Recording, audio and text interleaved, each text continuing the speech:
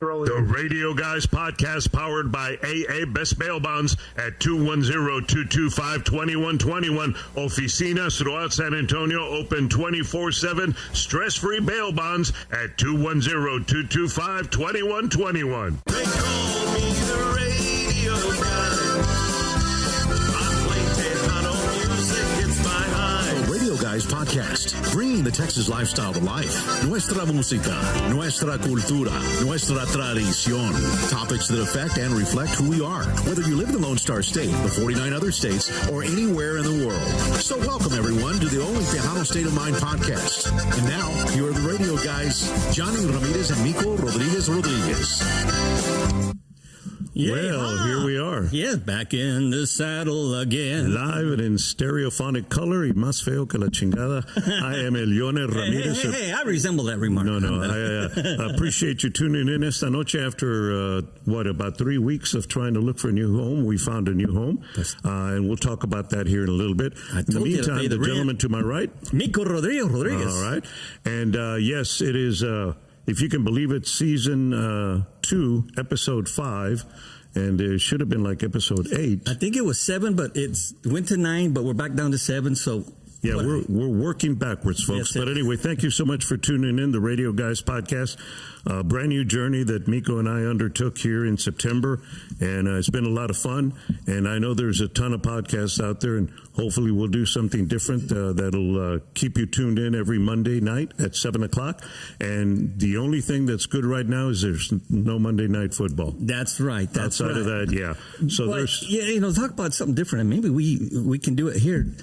You know, we talk a lot with the guys before they're on the air, but this radio thing that we did for a while, we got some stories that we should share with some people. We'll share a couple of the stories because... Not the X-rated ones. No, but a couple of stories because the gentleman that is here can probably...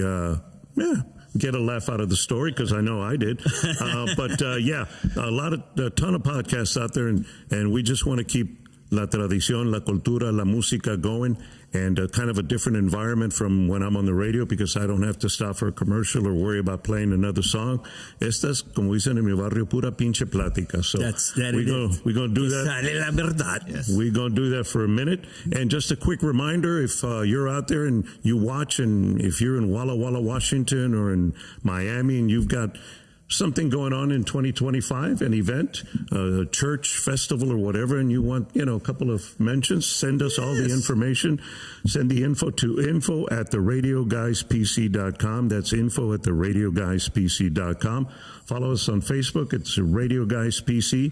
What is it? Like, share, and subscribe. Subscribe. Por favor. Yeah, and it's the Radio Guys podcast on YouTube, and we'll see if we can post up the QR code because we're so lazy now. We don't really want to type the whole thing. Para nada. No tienes QR code, vato. It is very cool that, we get people from all over the place. This weekend when we were at the Rodeo Convention Center, I met some people from Idaho, which was really cool. Hello. Nice. Homestay. Hey, yeah, come on. We want to take a picture. Yeah. We want to take a picture. So, okay, well, I said, okay. They said, okay, here, take a picture of us. We're going to be over here. So I went over there as a photographer to take a picture. That was a good. They chose. They chose wisely, right? So, the camera. We should mention that this past weekend, big weekend aquí in San Antonio, was the TTMA Fan Fair. Correct. There was stuff going on at Hemisphere Park. There was stuff going on at Market Square. There was stuff going on at the clubs at the South Side. If you couldn't find it to how to act in 5 minutes, you were lost. Man, that's all I can say. If you didn't hear a ranchera within, hearing without a speaker or a car, you weren't in the right town. But anyway, we had a great event. Do want to thank everybody over at the Rodeo Event Center, all the bands that put on a great show 2 nights, Friday and Saturday, along with Bumper's Wacky Wednesday. The Radio Guys podcast was out there, and we had a good time. Friday night, what a night. What can you say? Oh, man. And then the Viejito still has it. I'm talking about Farias, the Farias brother. I mean... Yeah, you call him that because... that's what you told me to call him. But anyway. Because they can still kick some butt, okay? Yes, they can. But it was a great night. Good job, guys. Both nights. And the gentleman that we're talking here today actually was there on Saturday night. You want to do the introduction? Oh, you bet. continuing the legacy, which some big shoes to fill. We're honored, we're privileged. We got to know, the great roots that you came from, and we're talking about Mr. Mike Gonzalez of The Iconiczz. Welcome Mike. to the Radio Guys podcast. Thank you. Yeah, man. Thank you for having me, man. Thanks for being here, man. For sure. We were talking off mic, and I just find it interesting that they're born on the same day, the same hospital. They grow up together, and Same then year. before you know it, they're in a band. Yes. And they knew each other forever, and not just any band, but in my eyes, back in the days when I was, still in college and trying to score with the chicas at what was it, DJs? Yes, I'm with the DJ guy. The name of the clubs up there in the valley.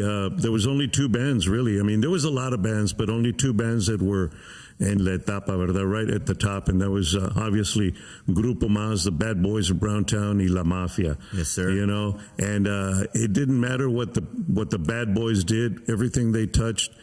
See, yo tengo the Midas touch, but everything I touched turns to muffler, and everything they were touching would turn to was gold. gold. Yeah. I mean, some of the stuff they did, both those bands. I mean, they took us to new levels, new heights, Yes. and Yes. new Yeah, man. accolades. It was Andaban awesome. recio. I mean, every album they were putting out I was like, wow, man. And it seems like that album was better than the last one, and then the next one would be better than this like one. that. And maybe it's because I'm a fan of the 80s Mazz. To me, the 80s Mazz can't be touched by anybody. I agree with that. Everything. But let me ask you this, and, Yeah. I want you to be honest. Okay. And you're probably too young to remember, Mike, but my primo came over and he brought me the cassette, the 8-track tape, mejor dicho, of this band from the Valley. They're starting up. They're going. I listened to that music and I'm going, these guys are never going to do anything. And it was because they went to go play in all places, Burley, Idaho, and it was Grupo Mazz and my primo. I said, no, these guys, they're not Little Joe. They're not like Roberto Pulido. What is this sound they have? And boy, talk about insert foot and mouth. Yeah. But you got to admit, they had a different sound when they started. They did have a different sound, and I guess, look, man, I've always said the genius of Jimmy Gonzalez. Yes. The good looks and the voice of Joe Lopez, and that distinctive style of Brando Mireles on the keyboards. Yes. That was Mazz at its high peak, man. That was it. Nobody could touch him, dude. I give credit to Adolfo Garcia, the drummer, also. Yes. It was nothing flashy. It was just a machine. Like, you know what I mean? So, all of those guys, you know what I mean? They all put their 2 cents in it. Right. And made it amazing to me. You know what I mean? But see, to A lot of me, people. the keyboard really stood out from all the other keyboards. Yes. Not that the drummer didn't, but the keyboard for me, for whatever reason, I was like, wow. And it was kind of like I heard about, and no disrespect to anybody, but when he poached him from Gary, and I was like, hey man, that's what this world is about. You go out and you look for the best, and if you got more cash than the other guy does, that's what they do for a living, And not only was it great to hear, I sometimes I'd introduce the band and I'd stay on stage, and then you'd see Brando working. I mean, 3 or 4 different keyboards at one time, going back and forth, he'd even do like a spin and then come back down. Yeah. But what they created together was just phenomenal. No, back then he was setting up the 6, 7, 8 keyboards. You know what I mean? He had them all over the place. Wow. I was like, wow, man. Nowadays, people go up there with 2 keyboards and a laptop and let's do this. Yeah, but you can do a lot with the laptop and the keyboards and stuff like that. Yeah. But I mean, to me, still to this day, and I remember when, God, it's almost 7 years, right? That your dad's passed, coming up on 7. I remember when he passed, I got a call from a TV station. They wanted me to do a story and wanted to talk to you about Jimmy Gonzalez. And she came and she says, well, Jimmy Gonzalez. I said, yeah. So what do you think? I said, honestly? She goes, yeah. I said, the puppet master has passed. She goes, what does that mean? I said, he was the brains behind Mazz. Yeah, I don't care what anybody says. Nobody can. It's kind of like politics and religion. Nobody can change anybody's mind on that. And to me, he was the genius. He was the genie behind the curtain, Yes. And what's the name of that movie? The Wizard of Oz? Yeah, he was the wizard. I agree. He was the guy that was behind the curtain. Yes. And a hell of a guitar player, by the way. También, yes. Yeah. I agree, man. People didn't think he had chops, man. Yeah. Yeah. I was listening to some of the 80s stuff, and there was a song, Cuando el Destino, and he just tore up on the guitar solo. Jimmy did. It was like, I've never heard that, or I don't recall that. And he tore it up. Yeah. So if you get a chance, that's when you want to hear too. So, when Ayeri Hoy came out, great song. Right. And I heard this other version. And I took it to the radio station. I was about to ask. When I got Ayeri Hoy on the list, I played that one. Program director says, "What are you doing?" I said, "Ayeri Hoy." Says, "The one we have." I said, "No, I like the disco version better, man." I knew that's what it was. Because, man, you could hear his guitar playing on that disco version of Ayeri Hoy, and that was a great song, man. Now, being around him and growing and getting your talent, developed through that. One time, Jimmy invited. He said, "Hey, I'm at the studio mixing down. Why don't you come join us tonight? Just go hang out." So, lucky enough to be in the studio, him and Brando. I think it was over at Zas or Joey Records, and he's just sitting on the couch and Brando, otra vez, Brando, and the lower key, Brando. I heard the thing with the track, and it looked good to me. It sounded great, right? But he heard something I couldn't hear, and he made it sound better. Did you witness a lot of that? Or I did. Are you able to do that as well? Yeah. Well, I mean, I've got. Before I answer that, I've got my keyboard player Chris Perales, who worked with my father Jimmy G in the studio. So I sit with him in the studio, and he's the one that's no, let's do it right here. Let's And then Mike, is it cool? Do you like it? Do you want to change it? And that's how we work in the studio now. Right. But the first time I did experience that, I was maybe, I would say 14 years old, 15 years old, and I was flying to San Antonio from Brownsville to come to engineering school. But so every Wednesday I would fly and then fly back the next morning. Wow. But he sent somebody to pick me up at the studio, and we went to Gibby's, right? And they were recording, I believe it was Al Frente de Todos album. Jerry de la Rosa was there, my dad was there, and they were waiting for Joe, and Jerry was just messing around, and Jerry, let's fix this part, and Jerry was amazing. Jerry and your dad were similar in styles, amazing that they came up with musician, different styles. Beautiful person. Yeah. So he would fix it. You know what I mean? And I had always heard, Jimmy has to sing the song, and then Joe has to follow him. So he knows. I never believed it, porque, if you're a singer, you should know what you're doing, right? I mean, right. It's not like somebody's going to go in and play my drum part and then, okay, I'll go copy you. Like, I should know what I'm doing. Right. Well, sure enough, these songs were ready, waiting for Joe. Joe comes in late, you know what I mean? Gibby's having a fit already. Like, dude, where are you, man? And Gibby don't like people that are late, man. So he was supposed to get there like at 8 o'clock. It was already midnight. 1 a.m. This guy's walking in like, all right, let's do it. So, okay, he goes in the booth and play the track. And they play it, and Joe doesn't come in. Start it again, play the track. And Joe doesn't come in, so my dad gets up and goes over there. Orale. Play the track, Gibby. And he starts singing it, line by line. Oh, whatever. Rewind it and record it, Joe, just like that. And Joe would get on the mic and one line only. Okay, rewind it, let's do it again. And I heard a song like that go line by line all the way. He would sing a line, and then Joe would go and record it. Sing one line, and then Joe would record it. Oh, wow. And I was like, dude, I can't believe I'm watching this, you know what I mean? But, it is what it is. It got done. Yeah. But and then fast forward when he went solo, because I would sit in the studio with him, and I'm nervous, you know what I mean? Like, again, yes, that was my father, but I was a fan, you know what I mean? Wow. Yeah, So when I'm recording this stuff for his solo stuff, he would stop me and do another fill right there. Like, don't. And back then, we weren't recording digital. We were recording on tape. Analog, yeah. Yeah, analog. So there was no rule. If you messed up, they had to rewind and do it again. And do it again. Not like now, with a mouse, you te mueven and whatever, you're on time. And it's like, you record that 5-6 second bit, and that's it. Yeah, you're good. So back then, it was nerve-wracking recording like that. Porque pues not only do you have to be on it, but you don't want to upset that man that's sitting over there. You know what I mean? Porque yeah. Time is money here, you know? So, but yes, he would correct me where I needed to be corrected. Yeah, the later albums that we recorded, he would give me a day in the studio. Mike, you have one day to record all your tracks. I'm not gonna go. You already know what to do. And okay. So like that. He trusted you by then. Yeah. So we would walk in 9, 10 in the morning, and I'd start dropping drum tracks to the whole album. And then I'd get my brother in there and do percussion on there. I'd do cowbells and guidos, and all the percussion stuff would be ready.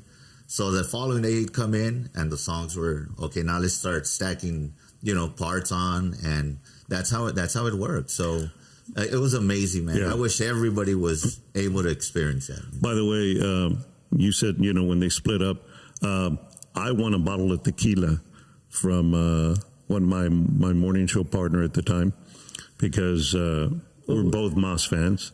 Right. And he was like, so who do you think's going to have a hit first? I said, Jimmy. He's going, nah, man, it's going to be Joe. I said, okay. I said, you want to... Sounds like a bet to me. You want to make a little bet on that? Yeah, I said, okay, a bottle of tequila. Well, thank you, en paz descanse, Jimmy Gonzalez, but I enjoyed a bottle of tequila. That's awesome, man. That is awesome. Yeah, it was, and I can't remember if it was Quien Iba a Pensar, or I think that was the first single, right? Was, A Pesar de Todo. A Pesar de Todo. Okay. Was the first single. But both of that one, A Pesar de Todo, and then the other one.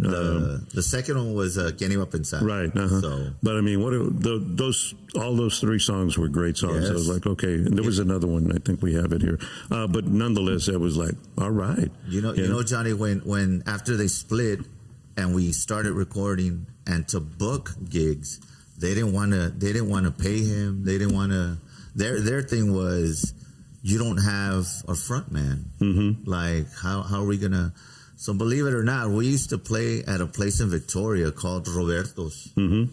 Right, I can't remember the gentleman's last name, but we would go there for $700, $800, and like that. And then there was a club in Austin. Okay, Corral? Club 71. Oh, okay, yeah. With a good friend, Juanillo. And he would tell my father, anytime that you don't have a gig, come play here. Mm-hmm. Puro biker, you know what I mean? And we'd be in there like, oh, shit. But, Juanillo helped us out a lot. Roberto's in Victoria helped us out a lot. And once the Tejano Awards came on, and que Song of the Year, ahí se agarró la gente like, oh man, like this guy's right, like he's doing something now. You know what I mean? Yeah, when the first Grammy landed, it was over there. Yeah. So what's he got? 7 to his name? 8. Yeah. 7 Latin, 1 American. Yeah. Okay. Wow. That's up there, man. Yes, sir. And so the first time I saw them, they weren't called Mazz yet. They were called the Bel Airs. The Bel Airs. And that was in Brownsville. I was working on South Padre Island. I wasn't in radio yet. I wanted to be, but no quiero ir a la escuela, chale. The vatos from the Valle, so anyway, so I saw them there, and then the next time I was already in radio. And in the valley in McAllen, they used to have the fajita cook-off, like a 4th of July or right around that, Yes. And it was Pio Trevino, Grupo Magic, and Mazz. And Mazz was closing. And never been on stage to introduce a band or whatever. And I get up there and I'm going, holy crap. I mean, there was a wall of people all the way to the back because that was a big park. And I was like, Lee, what are we doing? He says, we're bringing on the band. I said, can I just wait down there? He goes, no, we're bringing on the band. I was going, holy crap, are you kidding me? So anyway, so Pio goes on first, right? And, Pio he had all these up-tempo songs. Yeah. So, and all of a sudden he does like 4 or 5 songs before he stops to welcome the people. But I mean, boom, boom, boom, boom, right. High energy, man. I mean, he was pumping, dude. He was going. And then he stops and welcomes the people. And goes, and then boom, another 4 or 5 songs said high energy. And then, he did that song that I don't like. Somebody loves you, Johnny. Oh, that and Borracho de Besos. I mean, they're great songs, but I hate them because every hour, borracho de besos. Somebody loves you. And I'm like, no, it's a nightmare for the DJ. So anyway, so then, you know, all of a sudden, and then he ends it on a high note. Right. You know, does his 45 minutes or an hour, and then we're supposed to go back there, and something's going on. The guy's going, "Hey, stretch," and I'm talking. You know, Bobby Delgados is up there with me, Lee Lopez, and we're up there and like little heavyweights. I'm like, "What do you mean stretch? And stretch?" Yeah, I like. Are you kidding me? I like these people want music. Anyway, so we did whatever we had to do, and then we intro Mazz, right? And I think they started with a ballad. And all of a sudden, it was like they dropped the hydrogen bomb and all the energy of the crowd was gone, dude. And I was like, okay, so what are they going to do? They finish that song, and then they start one up-tempo one, but people are, you know, I mean, they're probably tired from, you know, all that Pio Trevino, high energy stuff. So I was like, okay. And then Joe Lopez starts to take off his jacket and unbutton his shirt, and I'm going, oh, come on, really? Really? Comes out straight from the heart. But you know what? Jimmy didn't say anything, and it worked, and the crowd got back into it, and then boom, they kicked off their music, and I was like, okay, safe. Nice, and that worked for. I mean, the straight from the heart. I mean, had the jacket, no shirt. Yeah. You know, those guys could do that. Little Joe también, he did a couple. Yeah. He did a couple. I think Gary Hobbs has a Gary Hobbs or like that too. Yeah, back when they had hairy chests and all the gold, the Mr. T starter sets. Oh man, and but I mean, so when I got blown out here at the radio station at KXTN in 2015. Jimmy was set to do an unplugged, and you guys were going to. I don't know if you were with him by then. 2015. Yes. And they were going to. Univision had a TV room. They still have it, so that's where they were going to perform. And I'm sitting at home, and I'm getting medio Ramirez, liquored up. And I was like, my phone rings. Like, hello, man. You want to know what Jimmy said? He said, what? He said, F Johnny Ramirez. And I said, really? I said, dude, that's like a badge of honor, man. He knows who I am. He said, Jimmy G said, F Johnny Ramirez. I think I want that on a jacket, man. We need to make that happen. I said, you got to be kidding, man. I remember that, Johnny. I said, I looked at the guys like, yeah. I was like, are you kidding? That's a badge of honor, man. I said, I've had less people call me that. Jimmy can call me that every hour on the hour, man. I'm good with it. A Grammy winner called you that. Grammy winner. But yeah, I was like, I'm good with that. They said, for real? I said, dude, it doesn't matter. It's Jimmy Gonzalez, he can do no wrong. And, but it was really cool to see him after, as you alluded to, when Joe left, so many people thought that he wasn't a front man, that he couldn't do it on his own, that, whatever, the weight, all this. And yes, that worked against him. Yes, he was tired more than other people, just handling all that weight, But he no le flojaba, you know what I mean? He was, that was his passion, it was, I would sit down with him, Johnny, like if we were on the road, on the bus or whatever, and I would ask him, like, you don't want to, like, work one weekend, take one off, work one. No, I'm not going to do that. I'm going to work every weekend. That's what I do. And I was like, all right, let's go, man. I got you. But going back to that F. Johnny Ramirez and what you were talking about. Well, you know why he was upset at me at the time. Because the album had come out and they were trying to promote this one song, and I personally didn't like it. I was like, Jimmy, this other song that we're playing is better, dude. I said, we're playing something from your album. Do you remember? Huh? What song was it? I can't remember. No. And I said, we're playing something from your album. But at that point, he says, yeah, but I want that song to go number one, so I need you guys playing it. And I'm like, Jimmy, I'm helping you, man. So he was upset at me. Yeah. And, the best have gotten upset at me. Jimmy, David Lee, Graham, they all have, Yeah. But I was doing what I had to do for the radio station. And business is business. And I was like, but I'm helping you, Jimmy. I'm playing this other one. And then we started to play, I think, maybe it was the same album that they had at Guarare. I don't remember. But anyway. That's that album right there. Yeah. So he was kind of upset at me, man. And I was like, okay, it is what it is. Yeah. But anyway, so I interrupted your train. So I always wanted to go to sound check with him. Mm-hmm. So when he would play in the Valley in McAllen at the Villarreal, he would pick us up, myself and my two little brothers.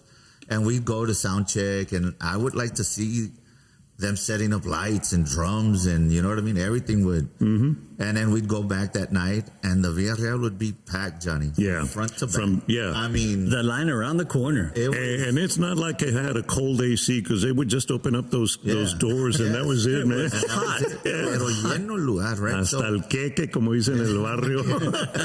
So when it was, again, now back to when we were traveling, I was like, dude, why would you all cancel the day of the show? Like, and he was like, because we could. Yeah, dude, but you have a sold out place. Yeah, I know, Mike, but I know. He goes, you know, mijo, we would cancel. I would call the road crew, like, hey, announce it, we're not going to play. Like, se acabó. But I knew that I could go back a month later. And it'd be packed and again. I'm going to sell it out. So, and he would be like, you know what, we're not going to play. Let's go to the airport, and we're flying to Las Vegas. Las Vegas, there you go. And I was like, dude, this is rock and roll. Look, man, the only band that could call their label to send them money, because you're right. in Vegas, they're out of money. and they call and they would talk to the president of the local chapter of their label. Yes. Hey, we're out of money, man. Can you send us money? We'll give you another I was like, no. And they're going, yeah. True story. But see, that's the power that they had, man. I mean, yes. And that was the faith that the label had in there. Okay, the next album, they already knew it's going to sell X amount of units. You know what I mean? So to them, it was like, go pick up the money tomorrow. It's there. Yeah. And amazing, man. You know, times have changed a lot. And they did that. And you go back to the mid 80s, and I'm going to think from what I remember, like Beyond, Mazz Beyond. Right. From that album forward, it seems like everything. And I asked Jimmy once, I said, dude, why is it that it seems like every song on your record is a hit after hit? He goes, because we are trying to record 10 hits. Yeah. We don't want the one hit and then fillers. And he goes, that's what we're going to do. And most albums had 3, maybe 4 good songs. Maybe. And the others weren't bad, but they were called fillers for a reason. Right. You know, you had 4 singles or 3 singles from an album, and it was time for another album. Yep. Those 3 singles rode you out the year, and boom, it's time for And back then, everybody, an album a year, at least. Everybody. And his way of it was, because, again, I would ask him that.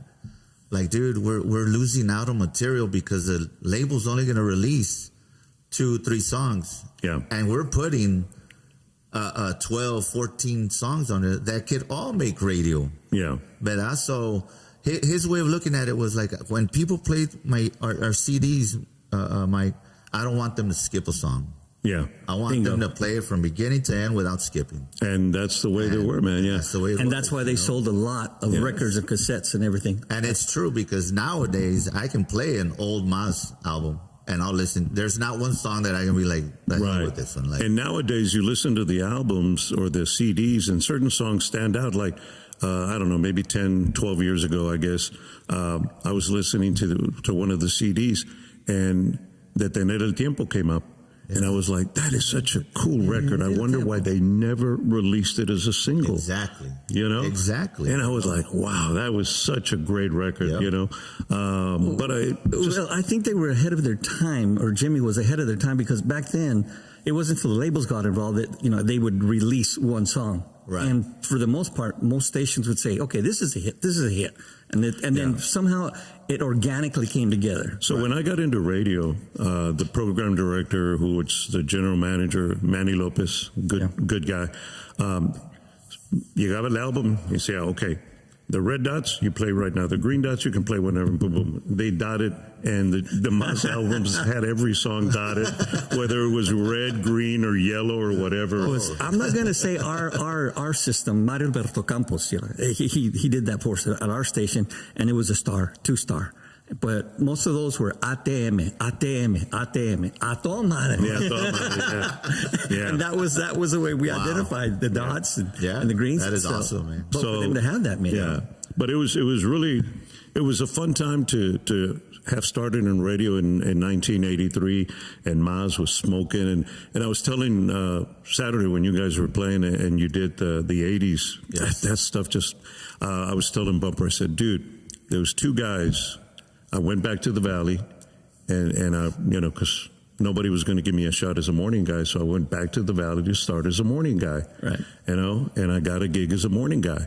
And I was working with your favorite GM, Larry Wilson, at an oldie station. Yeah. So we used to, two of the guys and myself would go to lunch. And we'd jump in my old beat up Oldsmobile, and boom, I'd put some Mazz on. And every day, man. And one of the guys says, "Hey man, can you put on some English stuff? Enough of this Mexican shit." I stopped and I said, "Well, you can get out of the car if you don't like my music."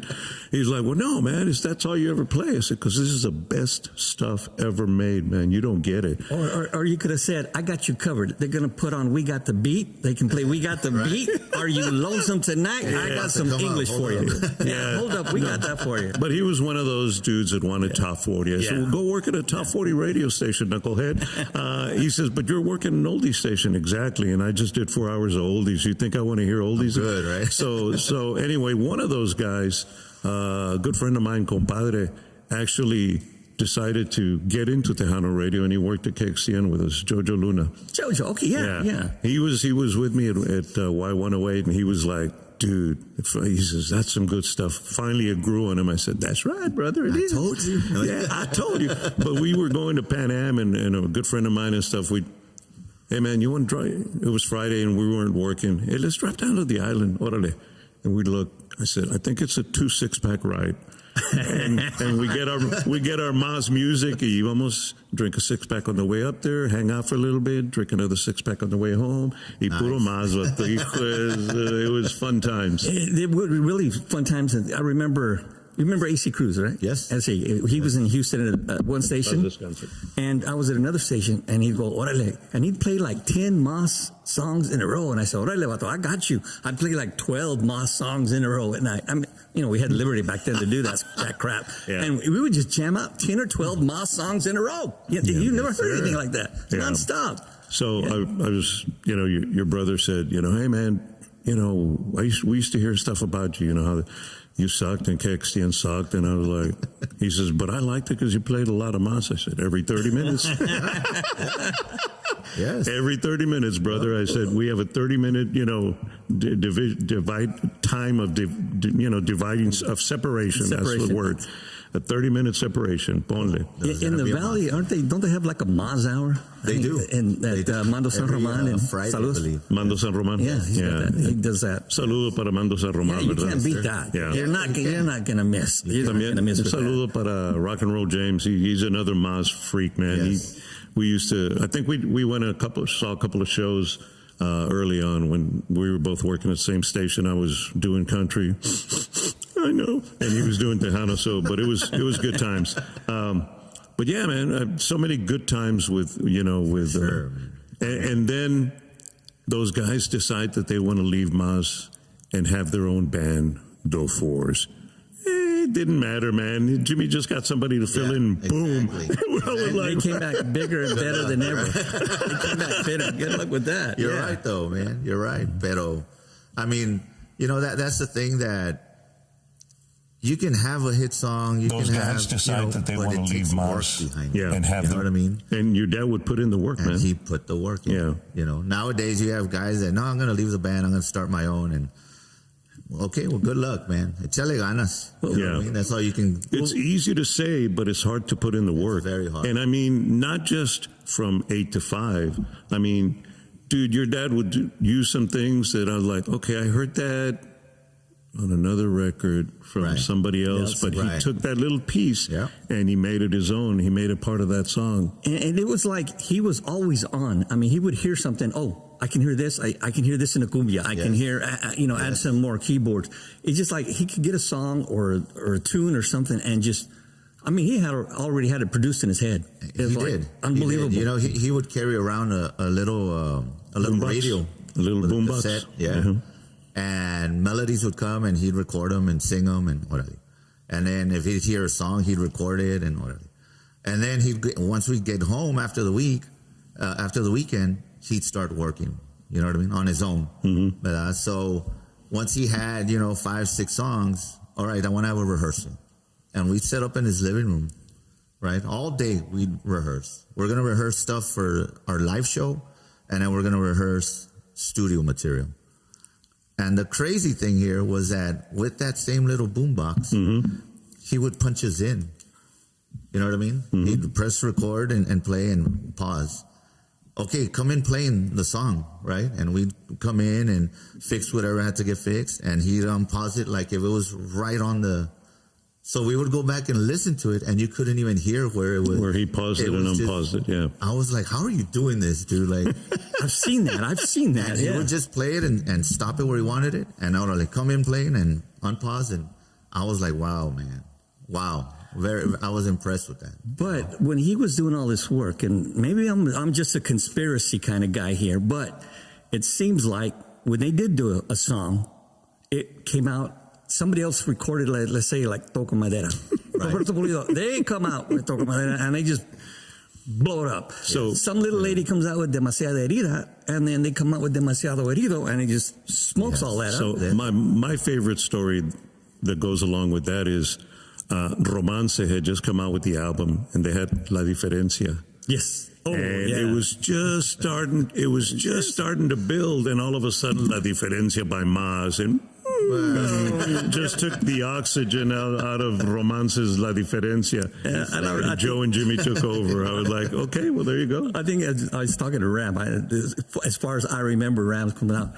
That's the last time I tell Brando I record anything, because Mazz came out with the song as well. So it's like, yeah. But he had that where he's always thinking. Yes, and there was making something to it. I don't know what it was, but there's something in the music that that just grabs you, man. I don't know how to explain that. Last night, when we finished performing, a gentleman came up to me and he told me the same thing. I don't know what it is about Grupo Mazz. I don't know what it is about your father, Mike. But whatever he was doing to the music, it always grabbed me. And I was hooked on every song that he would put out, you know? And he was like... He was like the nicotine in cigarettes. Like that. You're going to get hooked, man. Yeah, it would get you hooked on stuff, and you're going, dang. I sit with the guys, and I'm like, can you imagine if we would have done, because Chris will tell me, Mike, what he did on his own, yes, it's Tejano, but it's not like Grupo Mazz Tejano, what they were doing back then. In the 80s, yeah. This was like, he evolved it into a whole other... Well, I mean, Mazz kept evolving into so many different phases. Right. Like the first time I ever heard David Lee, and this is no disrespect towards David Lee, it's just a matter of, El Bayuco didn't play a whole lot of San Antonio sound, Corpos, they never got into each other's regions. Correct. First time I ever heard David Lee was on a Mazz record. Oh, okay. On that 16, I think, right? Yes. Yeah. Yes, it was that one. And I was like, hey, that's pretty good little accordion, man. On Decidelo. And I was like, who is that? And they said, guy by the name of David Lee Garza. And this was another guy at the station. And I said, well, who is that? He goes, he's from like San Antonio or whatever. I was like, oh. I came to San Antonio with David Lee Garza. I was like, that David Lee, okay. Crazy. But I mean... And what would your dad tell David all the time he was doing that? David, you can do better than that. You can do better than that. That's funny. That's funny. It is. So these values, I mean, these life lessons you had with your dad, and you're lucky. John and I, we're talking about, he was at this station, I was at one station. We went around. Nobody wanted us. You've only been with one band your whole career. Right. Grupo Mazz. Which is now the Iconiczz. Right. So that growth from Mazz to the Iconiczz is... I mean, again, yes, he was my father. Yes, but when we were on the road, he was the boss. You know what I mean? Well, he was a boss at home too. If you were living at home, right? Yeah. But he took his music very, very serious, very passionate about it. I don't want to hear, like he would tell me, like, I don't want to hear all these drum fills. I don't want, because you're ruining what I produced. You know what I mean? What he created. People want to hear what they hear on the radio is what they want to hear live. Yep. Yeah. Keep it like that, and orale. And that's what we did. People would come up to me and, man, you're an amazing drummer. And I'm like, well, I'm not doing anything. You know what I mean? I'm just keeping time, which is what I'm doing my job, So those were the things that I was taught by him. he always taught me, and the band, when you first walk into a venue, you walk in like you're 10 feet tall, man. You want everybody to look at you.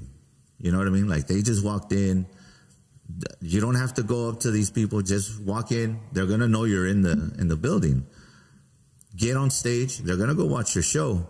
But when you get off stage, you go talk to them, and that's how you're gonna grab them. That's how you're gonna build a fan base, because they're gonna go and tell their friends, "This guy's super cool, man. Really humble dude." You know what I mean? Go check these guys out.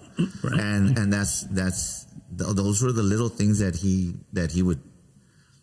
Not force on us, but I was taking it all in, like, orale. Like everything you're telling me, I'm gonna put it to work, you know? And that's what I do now, you know? So why drums as opposed to guitar?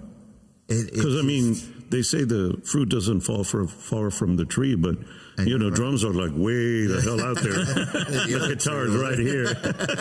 Why drums? I don't know, Johnny. It was that I was, I don't know, in 4th grade, 5th grade. And no, it just caught my attention. But the guitar players get more chicks, dude. The drummers get paid more. Okay. So money's a priority. Okay. I feel you. No, okay. But and I used to beat up my mom's pots and pans, and she was like, hey, she would tell my dad at the time, like, either you buy him some drums or you're gonna buy me some new cookware here. What do you want to do? And no, I remember we went to a store in Sunrise Mall in Brownsville, Mr. Music, bought my first drum kit, and it was over there. You know what I mean? I set it up in the living room, and once you put headphones on, because you play loud, you know what I mean? And man, I got to give it up to all of my brothers and to my mom, because it was loud in that house. You know what I mean?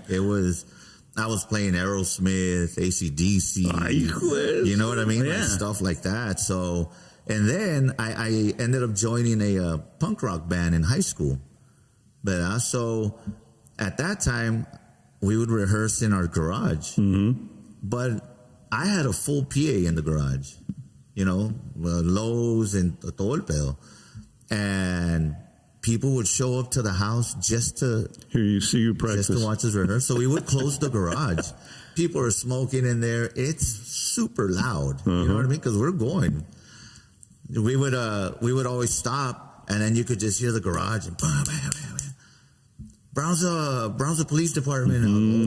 Like, all right. So we'd open it up, and smoke's coming out of the garage, and guys, that's it. You got to cut it, and all right, man.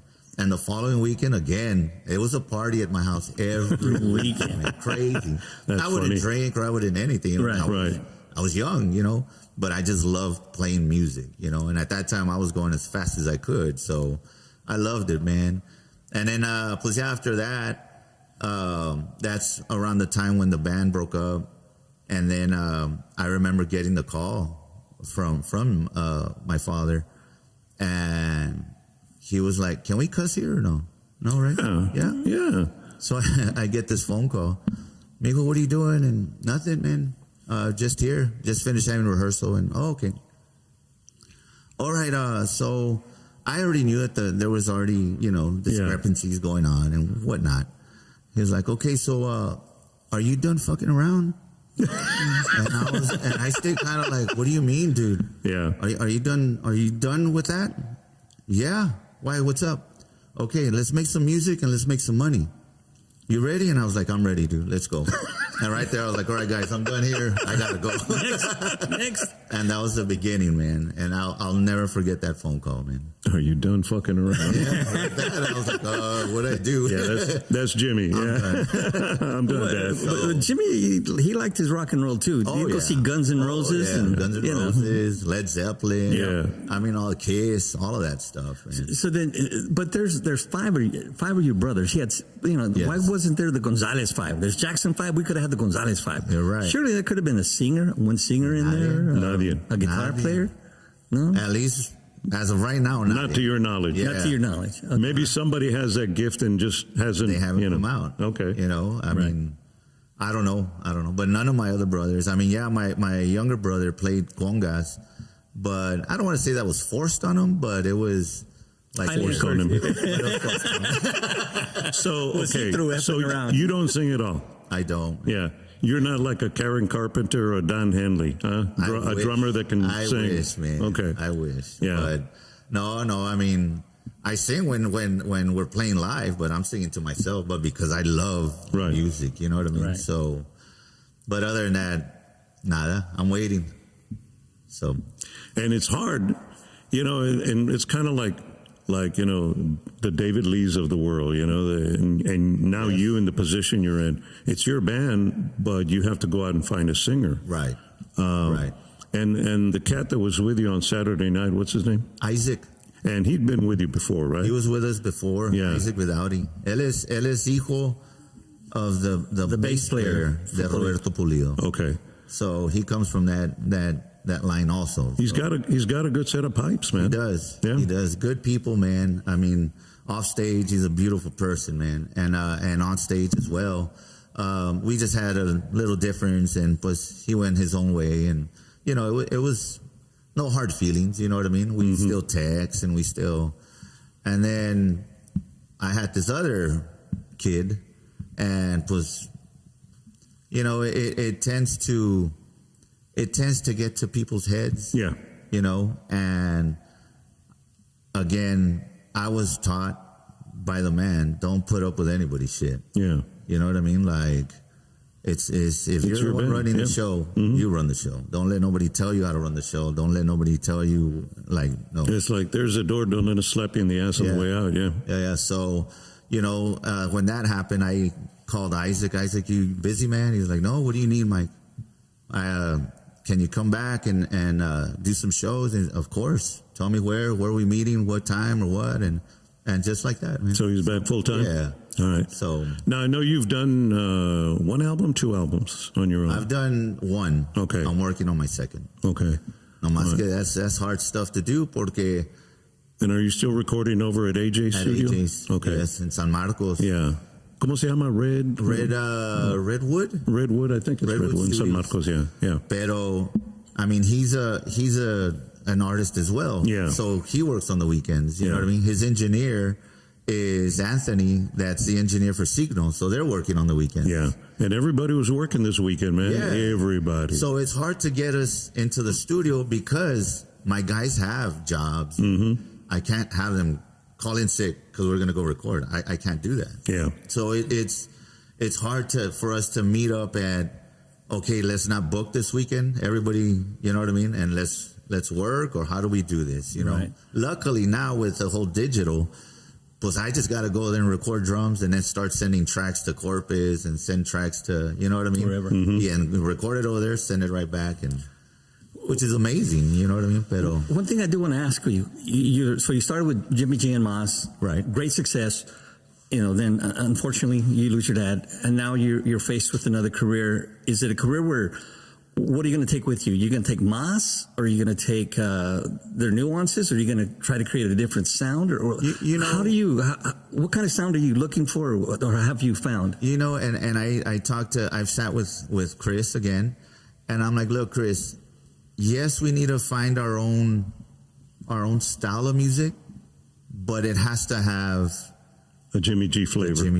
Yeah, that makes sense. I'm not going to stray away from that makes sense. So you want to hear it and say, man, that sounds like Jimmy G, yeah. But be able to tell it's these guys, you know what I mean? Which is the same as La Misma Planta, you know what I mean? So, and that's what we're doing. Because that is your style to begin with. Yes. I mean, that is your style. Yes. You know, so that and punk rock. I'm trying to incorporate those two, but I'm having trouble right now. But he decided he wasn't fucking around anymore, right? I'm done with that. I'm done with that. So all of a sudden you're a drummer and you're drumming for one of the biggest guys in La Onda Tejana, who happens to be your dad. Yes. A little bit of pressure on you there, Mikey? A lot of pressure, man. Yeah. A lot of pressure, you know, but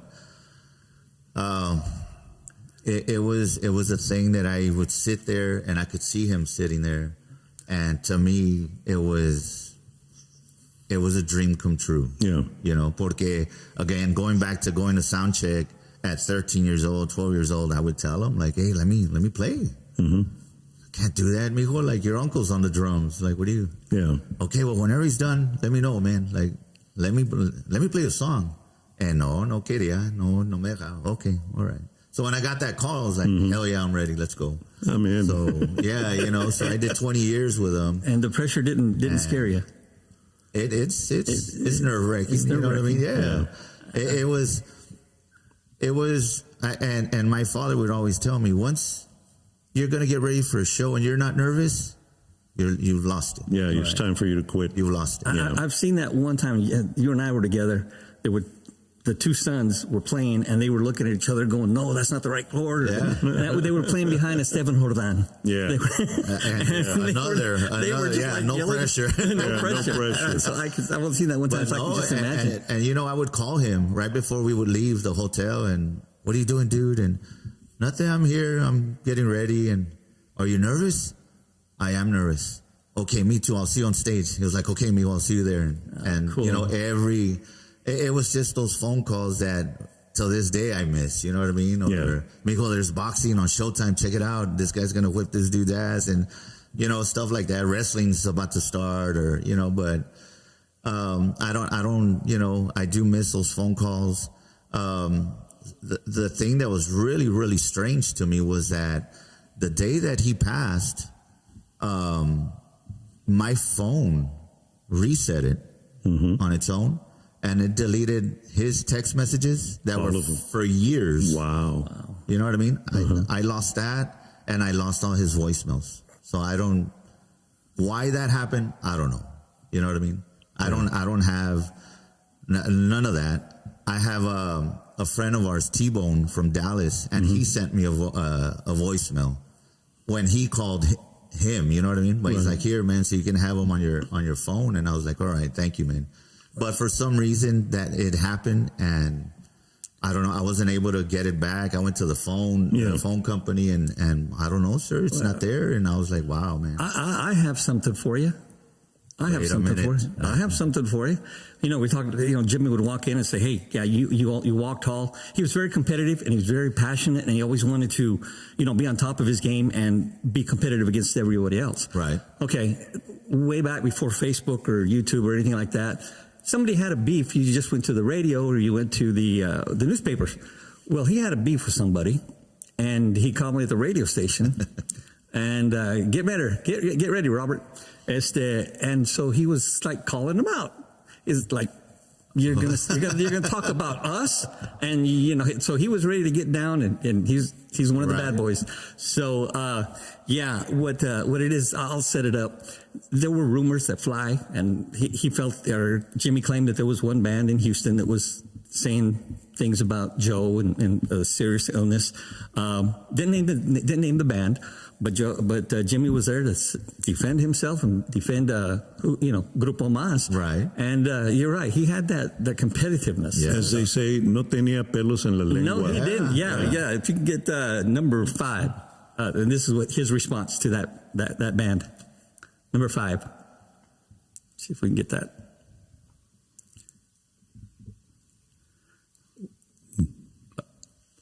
Number 5. Number 5. And this is what his response was, and him telling it like it is. And you actually have it taped. I have it taped, believe it or not. And this is from the spring of 1991. Wow. The spring of 1991. So, okay, here we go. Yeah, and if there's people from Houston want rock and roll, man, hey, we're ready, man. If they can't do it album-wise or music-wise, hey, we can do it physically. We're ready, man. We love to fight, man. We're the border town boys here from Brownsville, and we come from a real, de pobrecito nos criamos, no teníamos ni puertas en las casas, and that's how we started from the very bottom to where we are right now. And if they want to rock and roll, man, we're ready physically, mentally, whichever way they want to, man. We'll do it anywhere in any town and in any city. Well, hopefully we'll just let the music speak for itself and let the fans enjoy. See you tomorrow night, man. We're going to put on a hell of a show, man. It's going to be awesome at the fairground. That's awesome. That is it. It's rock and roll. Well, yes, it's rock and roll. Well, the positive thing about this is they were just rumors, and that other band, like he talked to the other band, and they would say, "Hey, there's no beef." Me personally, I think they were doing an East Coast, West Coast to sell albums. But there was no beef about it. That's awesome, man. That's but he always stood up for it. He's always stood up for that. Yeah, he would fight. So it was 1996. 1996, yes. 1996, TTMA Fanfare. TTMA Award Show. Yes. The after party is at the biggest nightclub in San Antonio at that time, Tejano Rodeo. Right, not far from here, 410 and Broadway. Right. We're just down the street right now. So for whatever reason, it was Mazz and Tropa F, and Tropa F was closing. Because, they were riding high off those two albums, right. Hermanos Hasta el Fin, and then the other one, Yes. So they were smoking.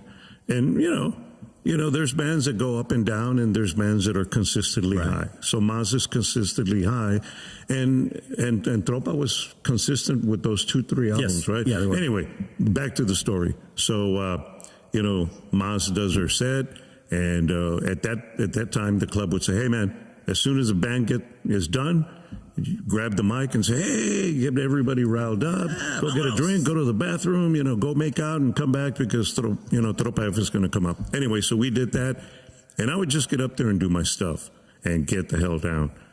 Homeboy over here is like social butterfly. He liked to shake hands and kiss babies and all that stuff. And I was like, nah, man, I got a drink and hopefully a good-looking woman waiting for me over there. I'm out. Gotta go. So I got down real quick. I was going to be amongst friends right there waiting for him on the stair from the stage to the ground. And all of a sudden, hey, Tropa F and Mazz, man, they're both, And the roadies, man, they disliked each other almost as much as the bands did, maybe even more. Anyway, so Tropa roadies going, hey, get the hell off so we're going to show you how it's done. Something to that effect. Right. It's not verbatim, but something to that effect. And then all of a sudden they start chingazos, man. And Jimmy's right in the middle of it, dude. And I'm on my knees. This is on stage? Yes, on stage. On stage, off stage, those. Yeah. People on jumping stage, off stage. Yeah. And so somebody pushes Jimmy and he falls into Mico's knee. And I'm against the wall like this. And I'm there like this. And I'm just defending myself. I was like, I was like, awesome. Okay, that was a trip, man. But to me, I think that event set up another important event. And you were gone by that time. No, I was there. It was but Rosedale Park. The genius of that. The Rosedale Park. And it wasn't under the cover. It wasn't under the pavilion. They set the stage up on the little hill where the parking lot. Oh, okay. Towards the back. Big ass, 2 stages. One for Tropa, one for Mazz. And again, I get up and I'm going, holy crap. That was a sea of people, dude. And it was the battle. What was it? What did Arjan call it? The Rumble or algo así? Something like that. But Battle of the Bands or something. Battle of the Bands, Wow. And it was Grupo Mazz against Tropa F. And two stages. Two stages, right? Up. And Tropa had their pyros on stage. Right. Jimmy and Joe had their pyro in the background because apparently it was hotter and not legal or something like that. But you could see it for miles, dude. I was like, Sea World? Okay. Anyway, so we're there and Tropa's getting ready and they're down, in the backstage tuning up. And they're everything. doing one song, or like one set? No, one set. Tropa went first. Tropa went first on this one. But it was one set. So anyway, so all of a sudden, Mazz is there with the exception of Jimmy and Joe. And we're like, all of a sudden you see one white stretch limo and one black stretch limo way the hell back. And the people, the sea is opening up. Right through the crowd. The sea of people is opening up because these limos are coming right through it. And it was like, what the hell? And I'll give you one guess as to who were in the limos. And no, they couldn't share a limo. One was for Joe and one was for Jimmy, dude. And I was like, whoa. And I think they had one for Brando and the other guys as well. Yeah, and the sea was opening up of people. I was like, that is awesome. That's making an entrance. And I was like, all right, that's the way to make an entrance, man. It's like, ya digo, ¿por qué llorabas? I'm still saying it's the East Coast, West Coast thing, man. Yeah, but that was my second favorite concert of all time. The first one, DLG, Los Musicales reunion at the Astrodome. But that one, it stole the cake. I was like, wow. was And the show. Tropa gets up there and boom, boom, boom, boom, boom. And then boom, they get up here and you're going, okay, maybe Tropa won that one. But then Jimmy gets back up here and con mariachi. Oh, yeah. And boom, they won that one, man. It was like, all right. Back and forth. But that was a genius of taking that incident Yes. and then just Yes. monetizing it. And it was huge. That is awesome, man. It was awesome. It was a good time to be in San Antonio, enjoying cold beer and very hot women. Music, right? Hell yeah. Hell yeah. Would you say, who would you say your mentor is? Would it be your dad? Yes. Well, then, would you say that you're going to achieve what he achieved, or are you going to try to achieve what he wanted to achieve? Because I know he still wanted more.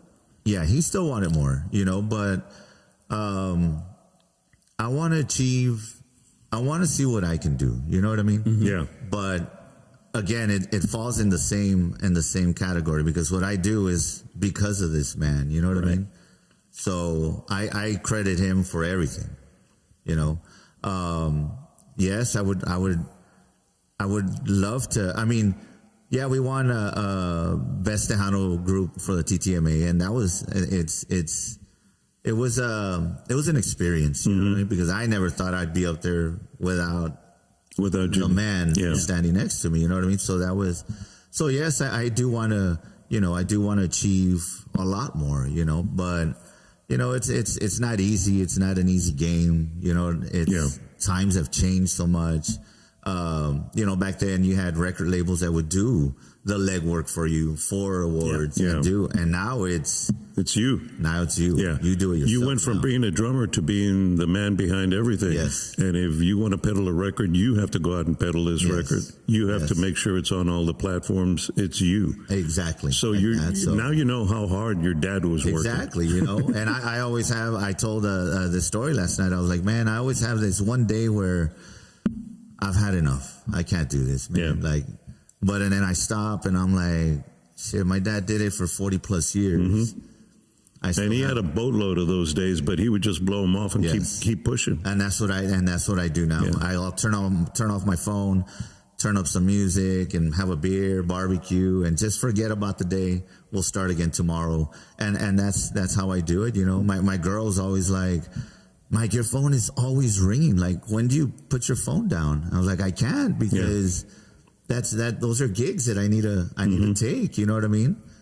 Well, you got to learn to, and I was like, I can't do from 8 to 5. And okay, that's when I answer my phone. And because, I can't do that. So, we have to understand and come to an agreement that, It's kind of hard to find a perfect balance when you do what you do. Right. When you're trying to achieve what your dad achieved, if nothing more than just to make him proud of what you're doing. Yes. And it's tough. And at the same time, try to live a normal life. Right. And it's ta cabrón, but, again, I love what I do.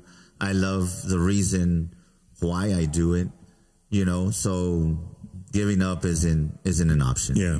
I was telling your brother, one of my, I was going through some stuff, we got toques, they call them toques. Toques? Pinche plastic box, and they call them toques. Oh my God. Anyway, so I was going through this toque and I was looking for some shirts, and there's a bunch of, Harley shirts, old radio station shirts, and I came across one that says 25 años de puro pinche pobre and hot dogs. Yes, sir. Hell yeah. And I was like, Jimmy G. Yeah, that was him. Yeah. I mean, we'd stop at convenience stores on the road, and one of us would buy one, like, here you go, and we would call him Honey. Mm-hmm. You go, honey, try this one and whatever, and you would like it. And, yeah, it was all right and whatever. And we keep traveling, and you know what I mean? It was just his thing to have a hot dog. Where was his favorite hot dog from? He liked them from the movie theater in Brownsville. Okay. Those were good. At one point, 7-Eleven used to have some killer hot dogs. Yeah. Sam's has good hot dogs too. Oh, yeah. Yeah. So I tend to try them out also. You know what I mean? Again, my girl's like, you really like hot dogs, or are you just eating them because your dad liked them? I was like, no, they're good. Right? I used for a date night at Costco. They're like $1.50 for a drink and a hot dog. I take my wife. Hey, everybody's happy. Wow. Big spender here. Hey. Last of the diamond Lo hago gems. con amor. Yeah. Extra mustard too. Yeah. And I was reading somewhere where every time you eat a hot dog, it decreases your life by 6 minutes or something like that. And that's what she brings up to me, like, you're killing yourself. I'm like, yeah. Then in bacon, I'm going, well, all the good stuff's supposed to kill you. But if you eat peanuts, then that increases your life. I said, okay, so I'll eat 2 cans of peanuts and I'll eat a hot dog. I'll balance it out. I'm good. You find that yeah. Yeah. Hell yeah. Got to find a happy place, man. Exactly. All right. Speaking of happy place, you guys seem pretty happy up on stage. And, fanfare, I didn't do it last night, but Saturday night, man, most of the guys been with you for a while. I know the keyboard player was with your dad. Yes. Chris has been with us. He did about 15 years with us with Grupo Mazz, and until this day, we're going on 6 years. So, he's been. I've been around him many years. Jonathan McGraw on the bass. He's a little over a year already with us. Él viene from Gary Hobbs, from Jay Pettis, so actually the album of the year that Jay just won, it was with him. He produced it. You know what I mean? So El Patron, I think it's called, right? El Patron. Great people, man. And before I move forward, I want to send I would like for everybody to send ¿cómo se dice? A prayer for his father, man. He's really ill right now. And just say a little prayer for Jonathan's dad?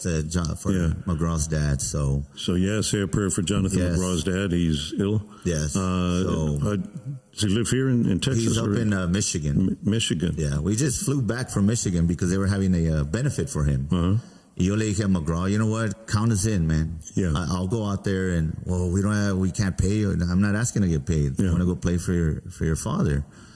So we left here. We flew out of Houston, caliente a madre, you know what I mean? Landed over there, está cayendo nieve. What the hell's happening over here, man? And let me guess, you guys didn't have any jackets, No, we had hoodies. Oh, wow, hoodies, okay. Madre, so we did the benefit, beautiful turnout, and then flew back, and then it's hot back over here again. I was like, man, I love Texas, you know what I mean? McGraw's been with us a little over a year, and then everybody else is fairly new. You know? So I did have a Homer Esquivel on accordion with me, but he's playing with Joe now, so it's all good, man. You know what I mean? There's no hard feelings. There's no hay pa todos, Yeah, and man, it's kind of like, and Jimmy knew, that they'll go where the money is, man, and because they gotta make a living, they got a family to feed, so man. No hard feelings. It's just, hey man, que te vaya bien, So, but going back to performing on Saturday. It was amazing. I enjoyed watching La Diferencia play. I hadn't seen them in years, man. Every now and then we'll play with Ram. So Ram's good people. I mean, he's got his music, you know what I mean? But La Diferencia really put on a good show. And then one thing, going back to what I learned from my father, was when a promoter will ask me, do you want to close the night or you want to go right before? And I was like, no, I want to go right before. I don't want to be the last. But because his way of thinking was, we're going to go out, and we're going to set the bar for that next band. We got to reach that now. And your dad was wise enough to know that the audience was getting older and they're going to leave when the opening band comes on. You're right. So, that's why a lot of guys would right underneath the headliner is where they want to be. That's prime time. What we call it. So makes sense. And that's just stuff again that I learned from him. And we go out there, and I'm like, look, guys, I'm not out there to go and talk to these people and make jokes, and we're going to play music all the way through. So, last night they gave me 40 minutes to play. I was like, I'll do that easy. You know what I mean? So, ahorita me viento hour and a half, nonstop. Let's go. Wow. You know what I mean? So, I mean, we have to stop because from ranchera to cumbia, but not going to sit there and talk and... People pay money to listen to music. So let me ask you, when you have enough of a catalog of your own music, are you still always going to pay homage and tribute to your dad? I will always pay homage to him. Yeah. I will always do it. Even if I'm playing all iconic stuff, I'm going to have a segment of Jimmy G. You know what I mean? Because he's the reason why I'm doing this. Right. And I tell that to everybody. I love what I do, and the reason is because of that man. That's it. You know, you should have seen the dance floor Saturday night. I don't know if you could see it from where you were back, behind the drums. But when you did that 80s stuff, there was like, they were getting it. 3,600 square feet, man, was packed. The raza awesome. Bailando with the 80s stuff, with the Mazz stuff, man. Yes. Yeah. These people dig the 80s, the 90s también. And then some people will be like, I like the Jimmy G stuff. You know what I mean? Yeah. So that's why I got to cater to everybody. But lo que es the 80s, once we're done, it's hearing stories of meeting their wives, their husbands. We danced. That was our first dance at our wedding, or and hearing that stuff, it makes you feel good. Yeah. You know what I mean? I had a gentleman, can't remember his name, on Facebook, and he was like, "Well, Jimmy G's music was just bland." And he said, "This dude, right? Explain bland to me. Like, what do you mean?" Yeah, like, it was just bland. It didn't have no flavor. It didn't have no. But the stuff that Joe was producing and playing, that stuff was banging. No, Joe was just singing. And let me let you in on a little something here. And Joe was just singing. Okay, the music that you call banging, my father produced that. Yeah. Mm-hmm. So. Thank you. I take that as a compliment. Yeah. Y de ahí se cayó, ya no dijo nada. But, some people... Well, their vocal styles were different, Joe and Jimmy. Yeah. I mean, it's kind of like if you, I don't know, if you take Jay and Ram, they're both great vocalists, but different styles. It's different. Yeah. And también I'll get people, then he doesn't sound like Jimmy, the guy that's singing for you. I was like... He's not supposed to. He's not going to, man. Yeah. And I tell him, do you understand that if I could find somebody that sounded like Jimmy, he'd be on stage with me. Mm-hmm. But I'm never going to find that. Ever. You know what I mean? I'm never going to find somebody to play the guitar like he did. Yeah. It's just, es el mono that plays it. Mm-hmm. You know what I mean? I'm not going to try your best and let's move forward. So how did we go about losing the name Mazz?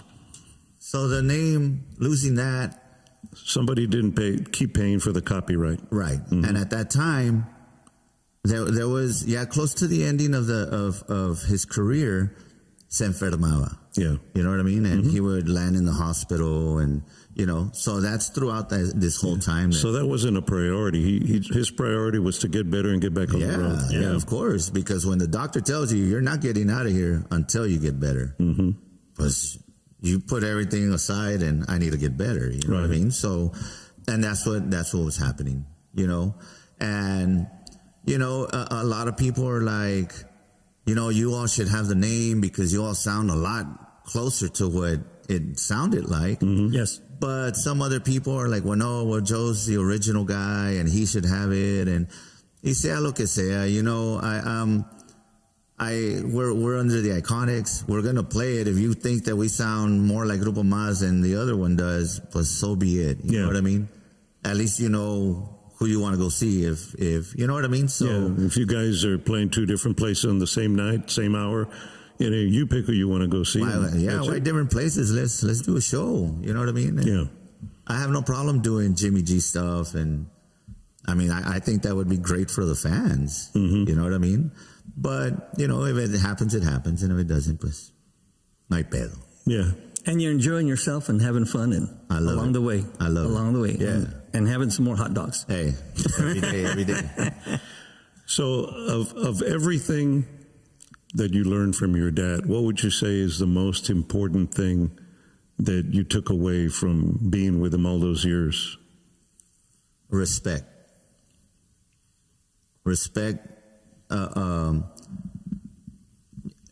everybody, of course, right?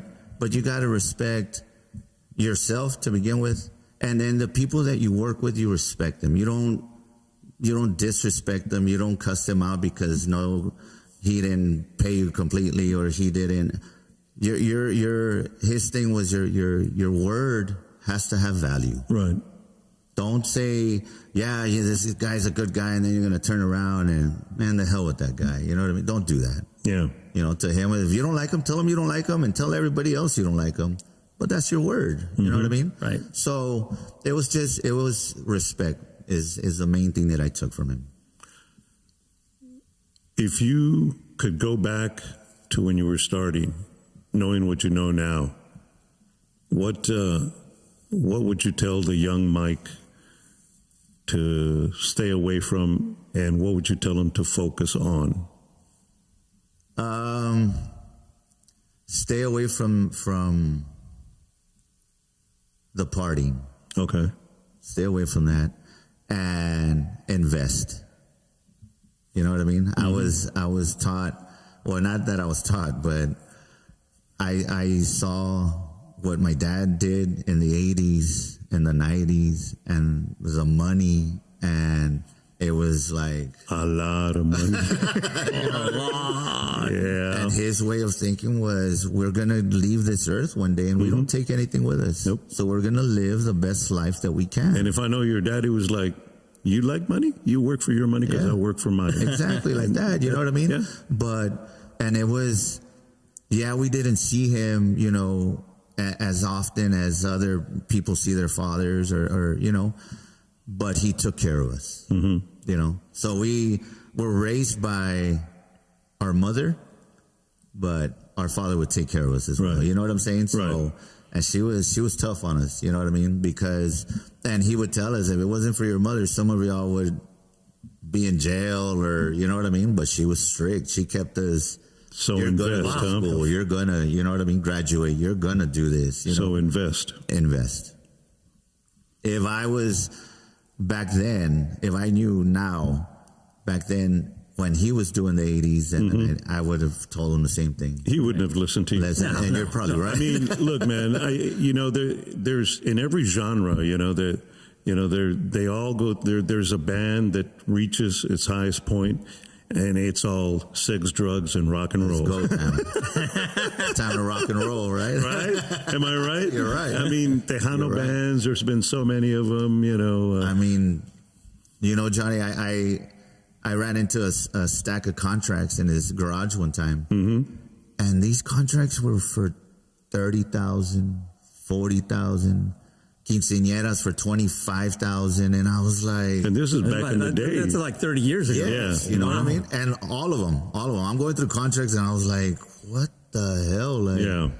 And these guys were working Thursday, Friday, Saturday, Sunday.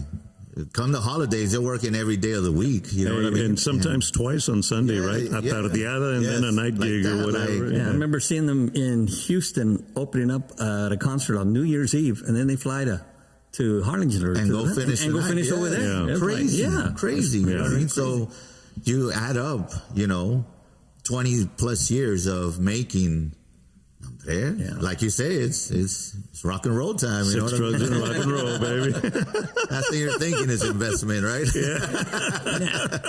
Now with the Iconiczz, and you're the drummer, you ever do any drum solos? I don't. You don't? I don't, do any because I don't do them because I grew up watching my uncle play, and that guy to me is una máquina. You know what I mean? So I grew up, that's what a drummer is. Right. To me, a drummer is, you're there to keep time for the band. Yeah. And that's how I was brought up. So that's why I don't care to show what, you know what I mean? I'm here to play music for you all, not for myself. But here on your own, do you ever just go out and just start jamming? Oh, like at home? Yeah. Oh, yeah, at home I'll mess around. And, you know what I mean? It's. So favorite drummer? It doesn't have to be Tejano, but... Favorite drummer? I liked the guy from Rush, Neil. What was his last name? Neil Peart. Yeah, Neil Peart. That guy was. I used to read up on him, and every album that they would record, they would always do it a different style, and he would go and try to learn a whole other style than from what he knew and incorporate it into, and that's expanding your mind on different styles of music to where. Yeah. Well, they got better drugs than Tejanos. You're right. Yeah, so the drugs are much better. Yeah, for Rush. No, but he was an amazing person, man. Yeah. I mean, I got to see him maybe 3 times, and mind blowing. You know what I mean? Yeah. It's a 3-piece band, and these guys were. They were all over the place, man. I love it. What about Tejano drummers? Tejano drummers, Rick Reyes. I used to love watching that man drum. May he rest in peace. Solis, Richard Solis. Yeah. Ese es otro that, you know, it wasn't so technical. It was just flavor. It was passion behind it. You know, and what Richard I mean? says that his brother Bobby was better. Yeah, I never got to see him. I think it was Bobby who did the drum solo on La Basura that Matt and Breed recorded. That was like 2 minutes and 15 seconds. I've heard that, and I was like, who the hell is this doing this? You know what I mean? But and then Adam Garza from Los Musicales. Yeah, I love watching that man play. He makes it look easy. You know. There's a lot of drummers that have their own style that makes them unique. You know, again, I'm not a big fan of doing all kinds of. It's more of get in there and consistent with the basics. Yes. Yes. Well, next time you come, we're gonna try to put you on the drum set today, but just make sure you flip it the other way. It's the wrong way right there. Oh, okay. Y'all are doing it all wrong right there. I wouldn't know, dude. I mean, why is it the wrong way? That's set up right-handed. Oh, okay. So all my stuff goes the other way. Ándale, okay. Now, if I might inquire, how much did that sweet little drum set that you had Saturday night, how much did that put you out, man? I'm gonna just ballpark it in the park. Okay, so I called this. What kind of drums are they, by the way? Okay, so the reason behind all my drum kits was because of my father. Okay. Mike, I want big drums on stage. I don't want to see a little drum set. I want big drums. Because when you go to a concert, Mike, the first thing that you go, whether you're a musician or not, you see the drums. You look at the drums. Look how clean they are. And look how big they are. And look how... And then you pay attention to whatever you go for, right? So that clear drum kit that I've got, he told me, you know what, mijo? I haven't seen an acrylic kit in years. And I was like, okay, I got you. And so I started sending emails out to drum companies. And blah, blah, blah, y cayó una from California, Spawn Drums, right? Brian Spawn is the owner. He calls me up. Brian, I want to build the kit, because that's all they build is custom kits. Okay, what do you want, Mike? I want this size kick drum. I want this and this and this and this. Me eché el agua. Feo. Sí. Okay, I got you. You still making payments on them? No, the paperwork. Okay. Hey, so he's like, to answer your question, he's like, I'm going to give you 75% off. Oh, damn. ¿Verdad? So you owe $7,000. Wow. That was 75% off. And that was 75% off. Damn, Skippy. That drum kit you saw on. Wow. If you had to pay full price, you'd be living in the bass drum. It's investment. It's investment. An investment. It's a hell of an investment. They're beautiful, man. Thank you. That was like, Thank whoa. You. And so I think I've come to learn that nowadays, you know, remember back in the days, guitar players would have like 4, 5, 6 guitars, unless you're Eric Clapton, then you have like 12, you know. That's how you measure their worth, or, you know, mine is bigger than yours, you know. And so Saturday, I walk into El Rodeo Event Center, and I'm like, holy moly, there's 3 drum sets out there. And from left to right, small, big, bigger. And guess whose was bigger? Size matters. Yeah, size matters. I guess. Ladies, if size matters, you need to hire the Iconiczz, okay? That was the size that I got. Right? Yeah. That's really good advice from your dad about that. I mean, me not knowing, one band, I went, my wife wanted to go. We went to go see Maná. Right. And I don't know the names of the band or members, but all I do remember out of that show is they had the guy on a drum set that went up and down in circles, and it was like, you see, that's what I remember. Yes, and so, shiny, there's sparkly everywhere. It had chrome around. Yeah, you know. Exactly. So that was really good advice. Yes, I mean, again, he was always thinking, man, always ahead of the game. So I have drum kits stacked up at my house. Like, why don't you get rid of them and just buy one good one? Why? They're all good. Do you still have your first drum set? I don't have my first drum set, but every drum set that I toured with my father, I've got. Okay. So which is I've got about 6 drum kits. So you don't have the first drum set that you terrorized your family with. I don't. Yeah, they're called sartens, right? They're called sartens. Yeah, they're Tupperware. Tupperware. But no, I don't have it, man, because at that time I would sell it to get a bigger one with double bass. Right. You know what I mean? And I was just flipping stuff and let's go. So Fiesta's coming up, folks. Another reason to party here in San Antonio. Today, obviously, St. Patty's Day, oh, laddies and lassies. But Fiesta's coming up. Mike and the Iconiczz at the New Beer Depot on April 27th, all right? Write it down, folks. April 27th, the New Beer Depot. Fiesta Las Flores at Market Square, April the 30th. And then Tejano Explosion, May the 1st. I'm there. He's just going to take his drum set and cross the street and go set it up. Roll the drum riser down. Roll it down the street. But yeah, man, Fiesta's coming up and three gigs in a matter of a week. Yes. Porito. What is it? Yeah. What is it? Jesús. I'm going to go see West Texas. I'll be there. So. Promise. I'll be there. There you go. You're going to bring us on. Ándale, I can do that. You too. Yeah, we're there. We got a gig. Which one? All of them. One of them. All of them.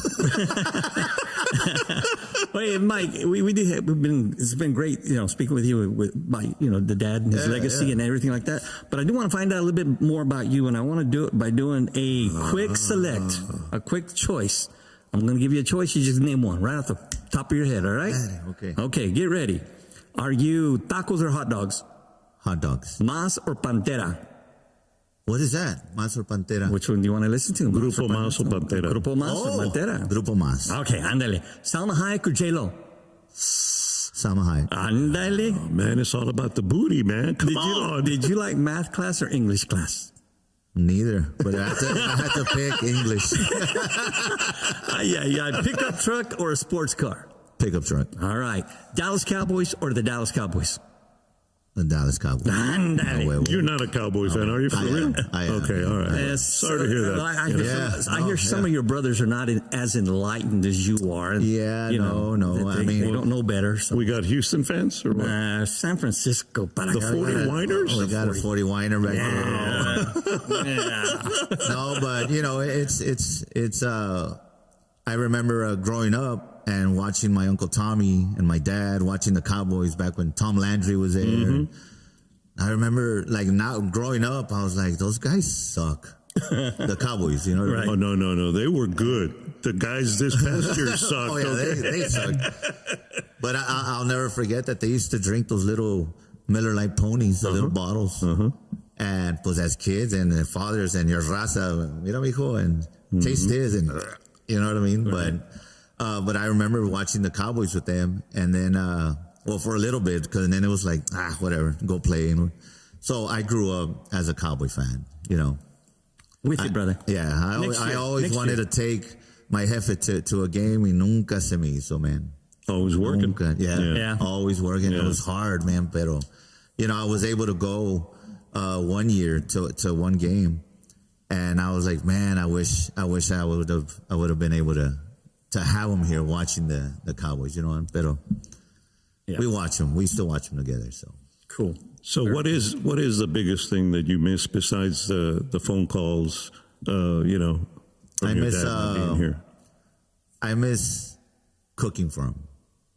Really? Yeah, because I used to live, I would say maybe 5 minutes from his house.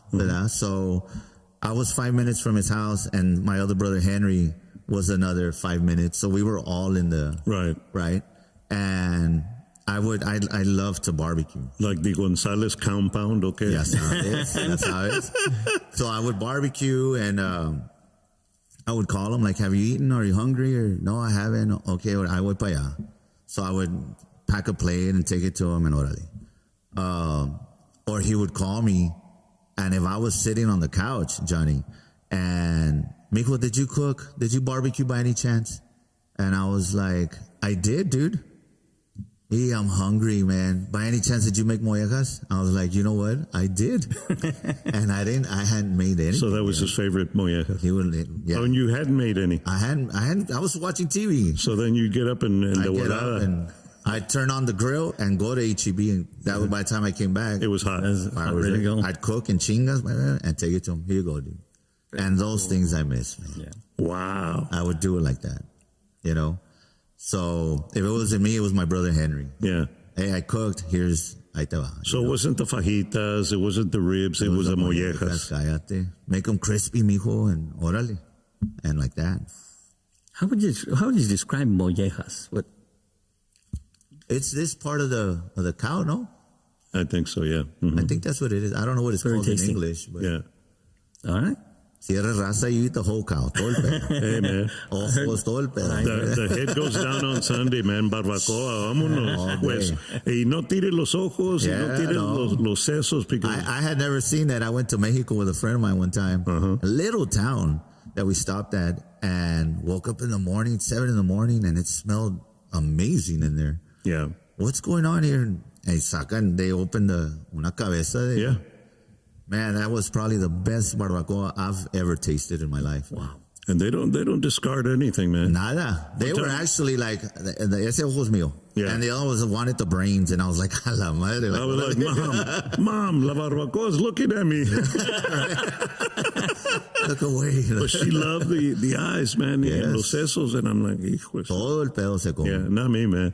I'm out. I'm a cheek kind of guy, and that's it, man. Yeah, you're right. Cachete, You're es todo. Y una salsa. It may be a little bit of lengua, but Yeah. the Pero cachete, no, that's que it. brains, That's it. que no. That's it right there. No, brains, no. No, Mom, that's okay. I got my own brains, okay? Right? I don't use Not them. much, but it's in I there. don't use them, but I got them. I burned all the cells, but they're still, They're still here. So we asked you all the good questions tonight, or what is it you want to? We didn't ask you. no, we're good, man. Did we? We're good. What was something that you wish we would have asked? Nah, we're good.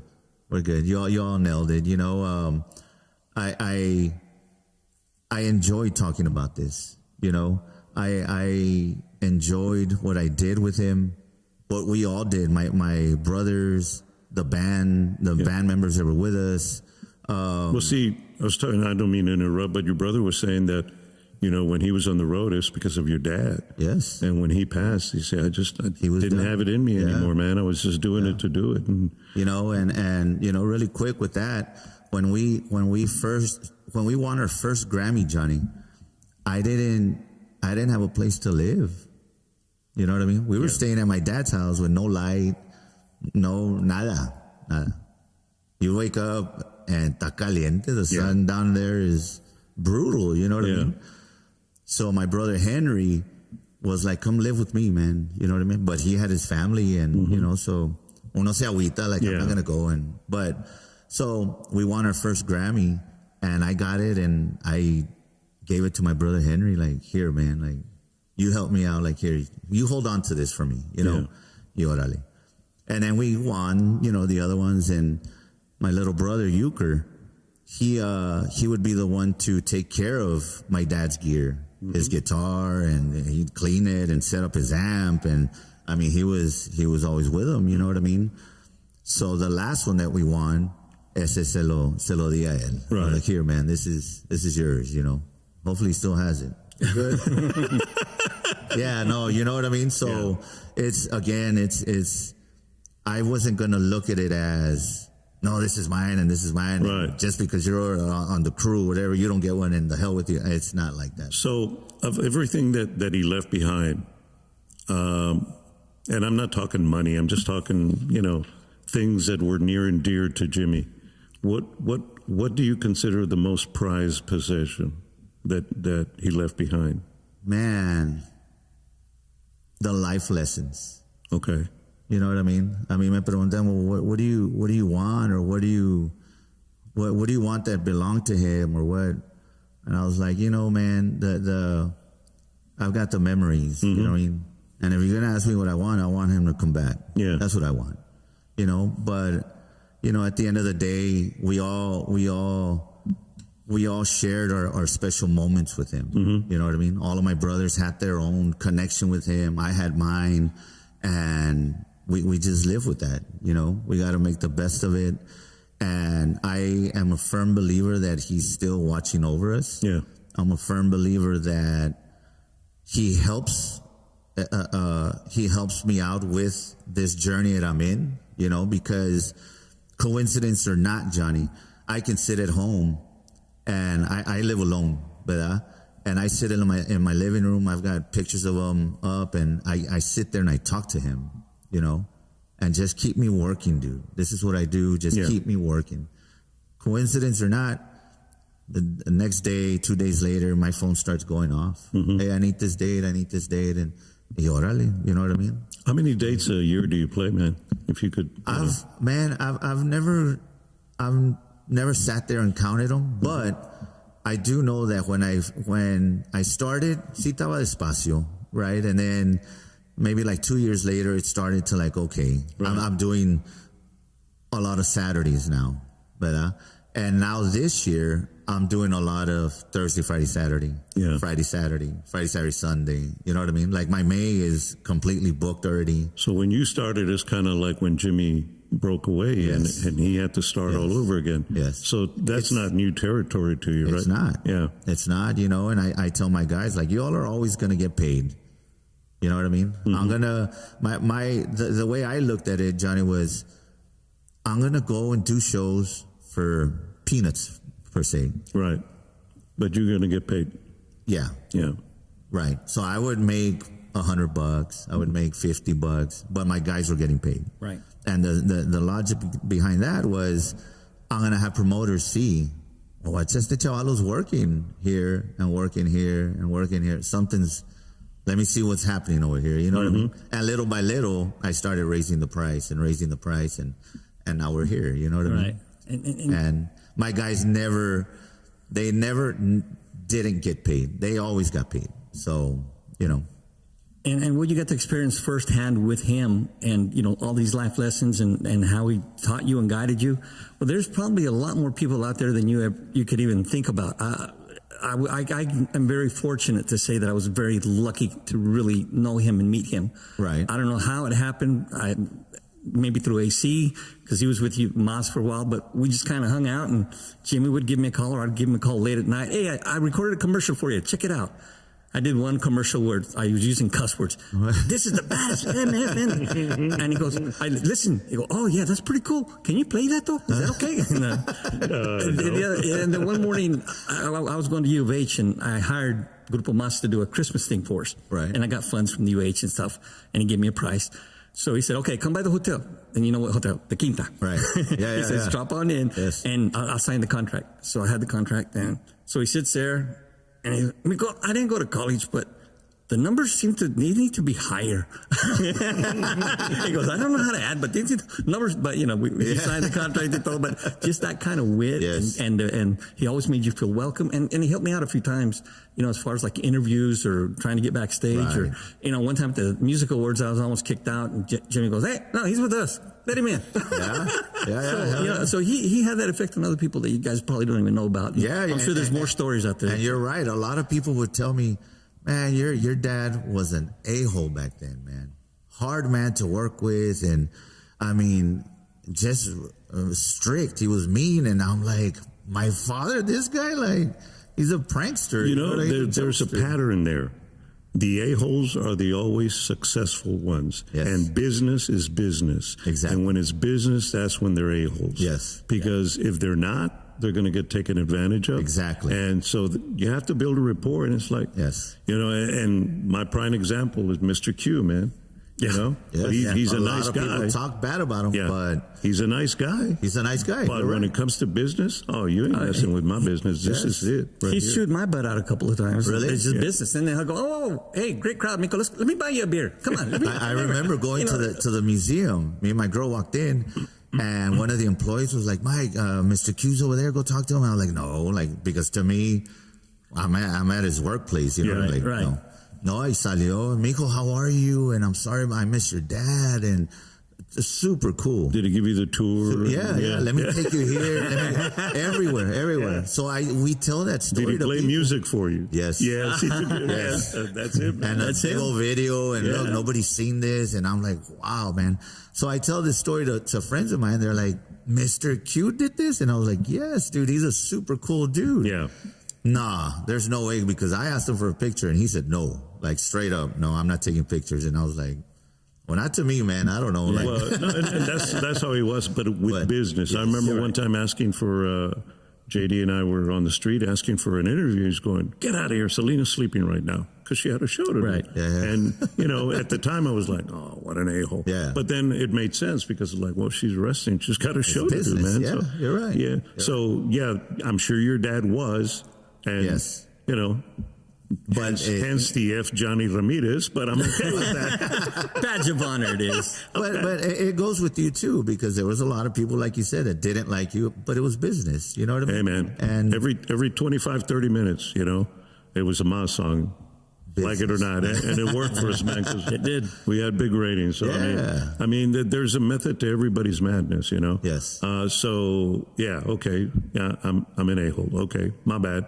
But I'm not working right now. I can see where people would have gotten that, made that assumption with your dad Right. every so often. Yeah, Right. but it is what it is, man. But no, and then once he went solo, pues it was already estaba más calmado. You know what I mean? And he would say himself, he was like, man, back then I made thousands of dollars. Not as much as what I'm making. Hundreds of thousands. Thousands. I don't make nearly what I was making back then, but I love it now because I got my family with me. Yeah. Yeah. And I like it better now than what I did back then. You know what I mean? That's yes, there was priceless. more money, but right here it's familia. You know what I mean? Well, he had a couple of brothers with him, right? Yeah. What's the saxophone player's Tommy. name? Tommy. Yeah. Tommy, yeah. He's up in Amarillo now. So. Yeah. Is Tommy the one that ate a hot dog with the fingernail? Oh, I don't know. It's another story for another time. But I will tell you a story about Tommy. They were having a Tejano Awards here back in the day, and there was another artist that was trying to get by, but Grupo Mazz was standing there. You know what I Right. mean? And hey, get the F out of the way. Telling my father. Ooh. And Tommy right away went and bam, nailed him in the nose. And okay, now to present the award, so and so, and the dude had to go over the. I was like, hell yeah, that's it right there. So I didn't say any names, but they're the border town bad boys. Yeah. Que no tienen puertas en la yeah. Nobody Hey, if you want messes. to rock and roll? Let's go. Nobody messes with the bad boys of Browntown. I love that. Man. Yeah, Hell yeah. Man, it was an honor. I thoroughly enjoyed talking to you about your Yes. dad and the 80s and the Mazz days and sure. all that stuff. And very excited for your career and what you're doing as Awesome. well. Thank you. Yeah. Thank you. Can't wait to see you. You need to come see us when the new music is out, man. Yes, I'm please. ready. Yeah. And a music video. And a music video. And a music video. We have a music video, as a matter of fact. We do have a music video. Can we play that music video? Yes, we can. It's Okay. going to be number two that we're going to play. All right. And this is Ahora que hago. Is the This is your dad. Oh, I was like, I never made a video. No. But like, you what the hell are y'all are in gonna the play? video. You are in the video. Yes. Okay. You are in the video. You guys ready? You ready? Roll it.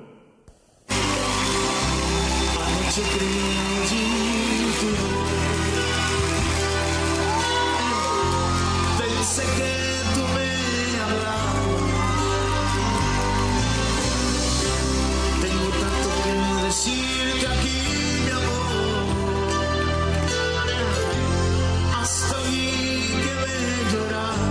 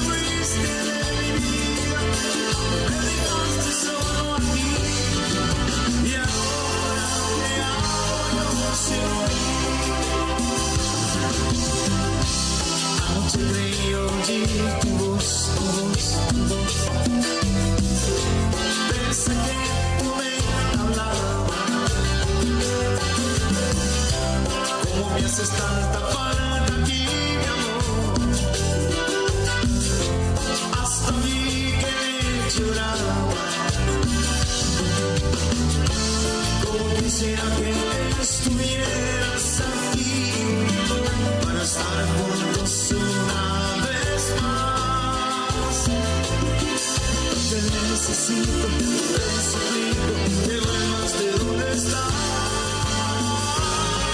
Quieres que yo vaya, ahora que no estás aquí. Quiero seguir yo con mi vida, pero no me puedo olvidar de ti.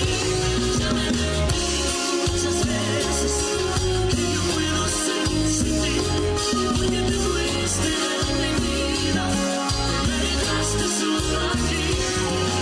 Quieres que yo haga, ahora que no estás aquí. Quiero seguir con mi vida, pero no puedo olvidarte a ti. Yo me repito muchas veces que no puedo seguir sin ti, porque te fuiste de mi vida, me dejaste solo aquí. Quieres que yo haga, ahora que no estás aquí.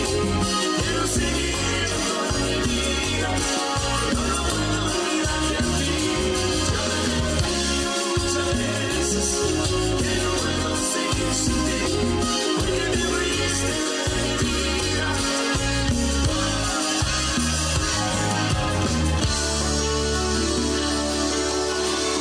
Otra canción, una pregunta. La primera canción que ganó el primer Latin Grammy. La canción dice, ¿quién iba a pensar?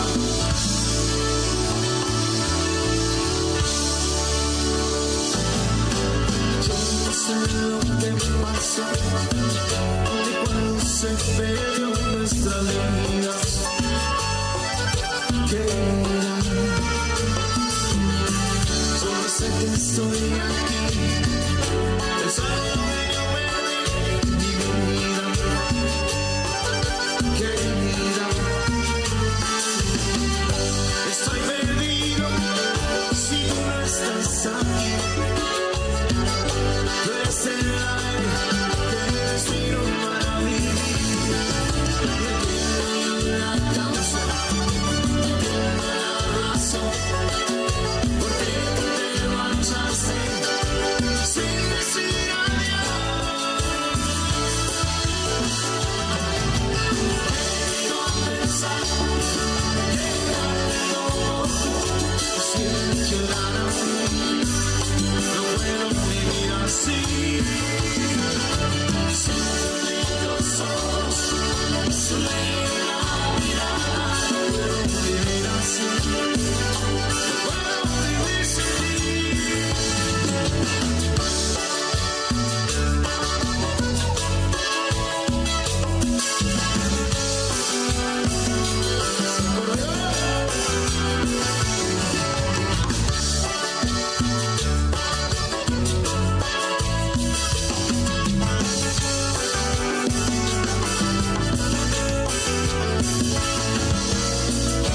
Estoy perdido si no estás aquí.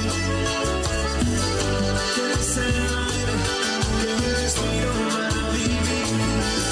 No entiendo la causa, no entiendo la razón. Porque tú te marchaste sin decir adiós. Puedo pensar, quedarte como tú, sin llorar a mí. No puedo vivir así, sin los ojos, sin la mirada. No puedo vivir así, puedo vivir sin ti.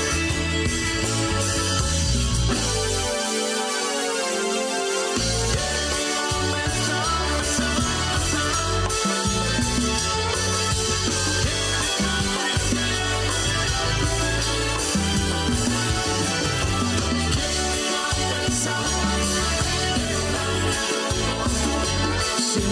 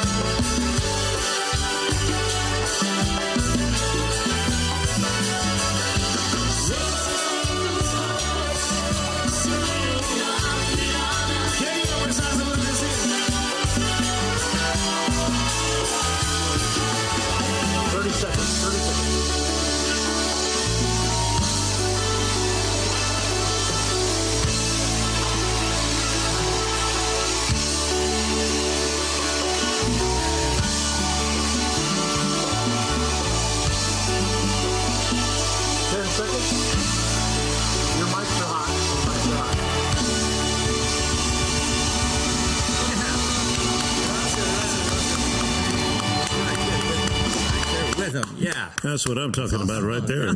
Feel it. Blast from the past. It's not even a Thursday, man. Talk about a throwback, right? It's only Monday, Johnny G. I know. Let's go. I haven't burned that many brain cells. Okay, I know it's Monday. No, man, but wow, great little video. Our thanks to Q Productions, man. That was. You weren't there for that, were you? I was. Yeah, You he were? was. He was on the Yes, drums. sir. Okay, all right. Yeah. Okay. You remember. Well, no, but, I mean, yeah. I never saw the camera. They panned everybody okay. except him. Yeah. The drummer never gets no love. No love. But they get paid the most. Don't forget that. They get paid the most. Okay, all right. But they don't get the chicks. The guitar players get the chicks. That's all right. They don't get paid though. By the way, the Radio Guys podcast being brought to you to service of AA Best Bail Bonds. Now, here's the deal. You know, coming up Fiesta. Today, obviously, St. Patrick's Day. If you ever get in trouble, because every so often we tend to get in trouble. We never plan for getting in trouble and getting thrown in jail. But if and when it happens, call our good friend Albert, AA Best Bail Staff, AA Best Bail Bonds, perdón. Him and his staff will get you out real quick. Open 24/7, Oficina Throughout San Antonio, 210-225-2121, 210-225-2121. Nobody beats her price. Payment plans available. By the way, if it's a good friend or if it's a family member, you can start the bonding process at mybestbailbonds.com. And yeah, they'll get you out. If you're in Dallas, Houston, maybe El Bayuco, maybe Chucotown, don't matter where, 210-225-2121. They will get you out. And my favorite part is discretion is the name of the game, because if you get arrested, you don't want the National Enquirer people out there to know. So, yeah, again, our good friend Albert is great staff at AA Best Bail Bonds, license number 149, and it's 210-225-2121. Tell them you heard it right here on the Radio Guys podcast, and they'll treat you good. Yeah, I'll remember that during Fiesta. Yeah. Yes, sir. And once again, speaking of Fiesta, Fiesta is coming up. Mike and the Iconiczz, the new beer depot, April 27th. Fiesta Las Flores at Market Square, April the 30th. And then Tejano Explosion, May 1st. Should be a fantabulous time to be had by one and all. And are you... this decade, maybe, are you going to finish that album? I am. I mean, you know, your dad would be, if he were here, he's going, hey, what's the deal with the album? Are you through effing around? Yeah. Yeah. Again, I'm trying to get it. I'm trying to get it done. Yeah. Worst ass chewing that he ever gave you? When we first rehearsal, and my thing was, I'm gonna play all my chops right now so he can see, like, okay. And that's when he told me, like, I don't want to hear none of that shit. Whatever you just did, I don't want to hear it. Because you're ruining what I produced. Yeah, whatever that was. Yeah, don't ever play that. I was like, wow, like, all right. Talk about, humbling yourself. Like, all right, let's do it. Listen here, Mozart of the drums, whatever the hell that was, get it the hell out the stage. That's true, man. That's true. He was like, don't do that. Man, it's been fun. It's been good times talking about your dad in Paz Descanse. Coming up on 7 years, man. It's hard to believe, yes. but geez, 7 Time flies, years, man. It goes like life. I've, ever since he left, Johnny, I always think to myself, and I tell people, like, life is too short. Mm-hmm. It is very, very short. You gotta.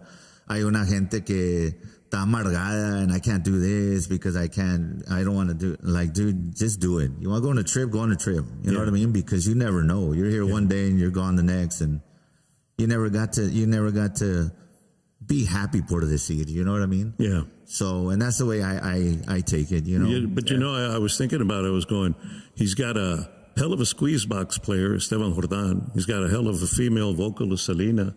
Hell of a male vocalist in Emilio. And Emilio, imagine. Yeah, and so many. We've lost so many and great. He's telling them how to do it. Yeah. Yes, Yeah. Yes. I mean, it's they're making some great freaking music, right? Yes, for real. Wow. I think eventually we are all gonna relive it all over again. Do they have an FM up there? Yeah, what? An FM radio station up there? Welcome to K God. Yes. I don't want to go back to AM. Okay? But no, I mean, you know, all of those artists are tremendously missed. You know what I mean? But you know, luckily. There's offspring that are that are keeping their legacy going. I was going to say, it's up to you guys, man, not to put more pressure on you. It's up to you guys to, for sure. You know, take the bandera. And los hijos de Emilio también. Those guys are amazing live too. You know, so los chavalones de Raulito también. Everybody, you know, man. so you know, we all have to do our part to keep this going. Right. You know, and what I mean by everybody's part, I mean radio, I mean the artists, I mean promoters. Everybody has to do their part to keep it rolling. You know, you had some youngsters out there. There was a table of like 6 people, and no, it was 8, and they were there, and they were young. Cool. And I was like, cool. Yes. And they were dancing. They were digging the 80s stuff. They were digging all of it, man. And that's awesome. It was good to see, and we need more of that. I keep telling people, hey, you know, your son, your daughter, your nephew, your niece, your grandkid, they want something, whether it's a brand new iPhone or whatever, you know, whatever the Game Boy of the day is. Right. And it's okay that you get it for them, but sit them down once a week and play an hour of our música, because nuestra música es parte de nuestra cultura, nuestro idioma. It's all... You know, it's all intermingled. Yeah, and you're right. You're right. There's nothing wrong with country music, and nothing wrong with rock and roll, jazz, all of it. Everybody's got great music, and we should appreciate all the music. But Tejano is what runs through our veins. You're man. right. And You're if you don't want to call it Tejano, then that's okay. But you know, listen to it. Yeah. And share it. I got my granddaughter. And what it is that back then. We used to go to our grandparents' house. Yeah. And there was music playing all day. You know what I mean? Yeah. Nowadays, I don't see that happening. I have music playing at my house all day. Yeah. Right. I don't even turn on the TV. And there used to be a point that, you know, you go to a barbecue on Sunday, it was Ruben Ramos, Little Joe, Roberto Pulido. Yes. And now, and you're getting some hip hop, and I'm like, man, I can't be eating no fajita tacos with hip hop. What the hell's wrong with you, man? My tacos. There ain't nothing wrong. There ain't nothing wrong with hip hop, but man, I want a cold beer, and I want to hear, you know, Roberto Pulido, Mazz, you know, Emilio, all that stuff, man. And we can share it. You know, I share with my grandkid, like Ogre, she's watching right now. So, ándale. Be sure to remember that. Yeah. Mike and the Iconiczz. That's what it is, man. Mike and the Iconiczz. Yes. But yeah, man, hurry up on that album. And the vocalist, the guy that was with you on Saturday, going to do vocals on new music? Yes. Okay. All right. I'm actually trying to do a little. I'm not gonna say what it is, but it's gonna surprise everybody. Okay. And we wish you the best. We wish you the best. Yeah, man. Suerte. Thank and, you, Johnny. Hay que seguir adelante, Guys. man, and you know, with your dad's legacy, and hopefully create your own legacy while you're, you know, paying homage to his. Awesome. Thank you guys for having me, man. Best of luck this year. Thank you. With y'all's y'all's show. Hey, I just, you know, sit here and talk. Speak the truth. Well, I'm just the eye candy, okay? Roscoe, Ringo. You're the eye candy? I'm the eye candy, okay? For the ladies that have bad eyes, okay? And then, hey, ladies 80 plus, they dig me. All right. Hey, listen, before we get out of here, we did find a new home, and it's Studio 210. And it's, you know, today was the first show.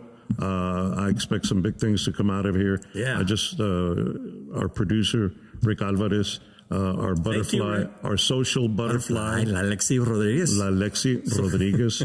And our assistant. Our assistant, okay. Okay, that sounds good. Huh? That sounds good. Yeah, he's related to the guy we were talking to. Oh, okay. Robert Gonzalez, Yes, you know. sir. Con Zeta at the end, okay? Don't get it twisted. Oh, got it twisted. Okay. Don't get it twisted, all right? We'll get it fixed. It's kind of like the Iconiczz con dos Zetas at the end, right? There you go. But it was a fun time. And by the way, do us a favor, like, share, subscribe our YouTube channel. It's the Radio Guys Podcast, at the Radio Guys Podcast, as well as following us, giving us a like on all these social media. Yes. You got them all there, right? I do. Facebook, Instagram, Threads, X, TikTok. Radio Guys PC. Mm-hmm. And then YouTube, it's going to be the Radio Guys Podcast. And if you want to email us like an event or a request or whatever, you can do that at info@theradioguyspc.com. Yeah. Look forward to hearing from you. All right, real quick, opinions and comments on this podcast are those of only Mico, and myself, okay? Not anybody we work with, we work for, we're associated with. So if you got a beef, you got a complaint, it's either on him or on me. And we appreciate you guys tuning in. Thank you. I do want to say some assembly required, subject to change, TTNL and batteries not included. Colorín colorado, este show se ha acabado. Ya luego con el tubo se acabó el toothpaste. Peace and taco grease. See ya. Can't be serious for a minute. Te puedo llevar a ninguna parte, vato. Nowhere. I can't take you nowhere, vato.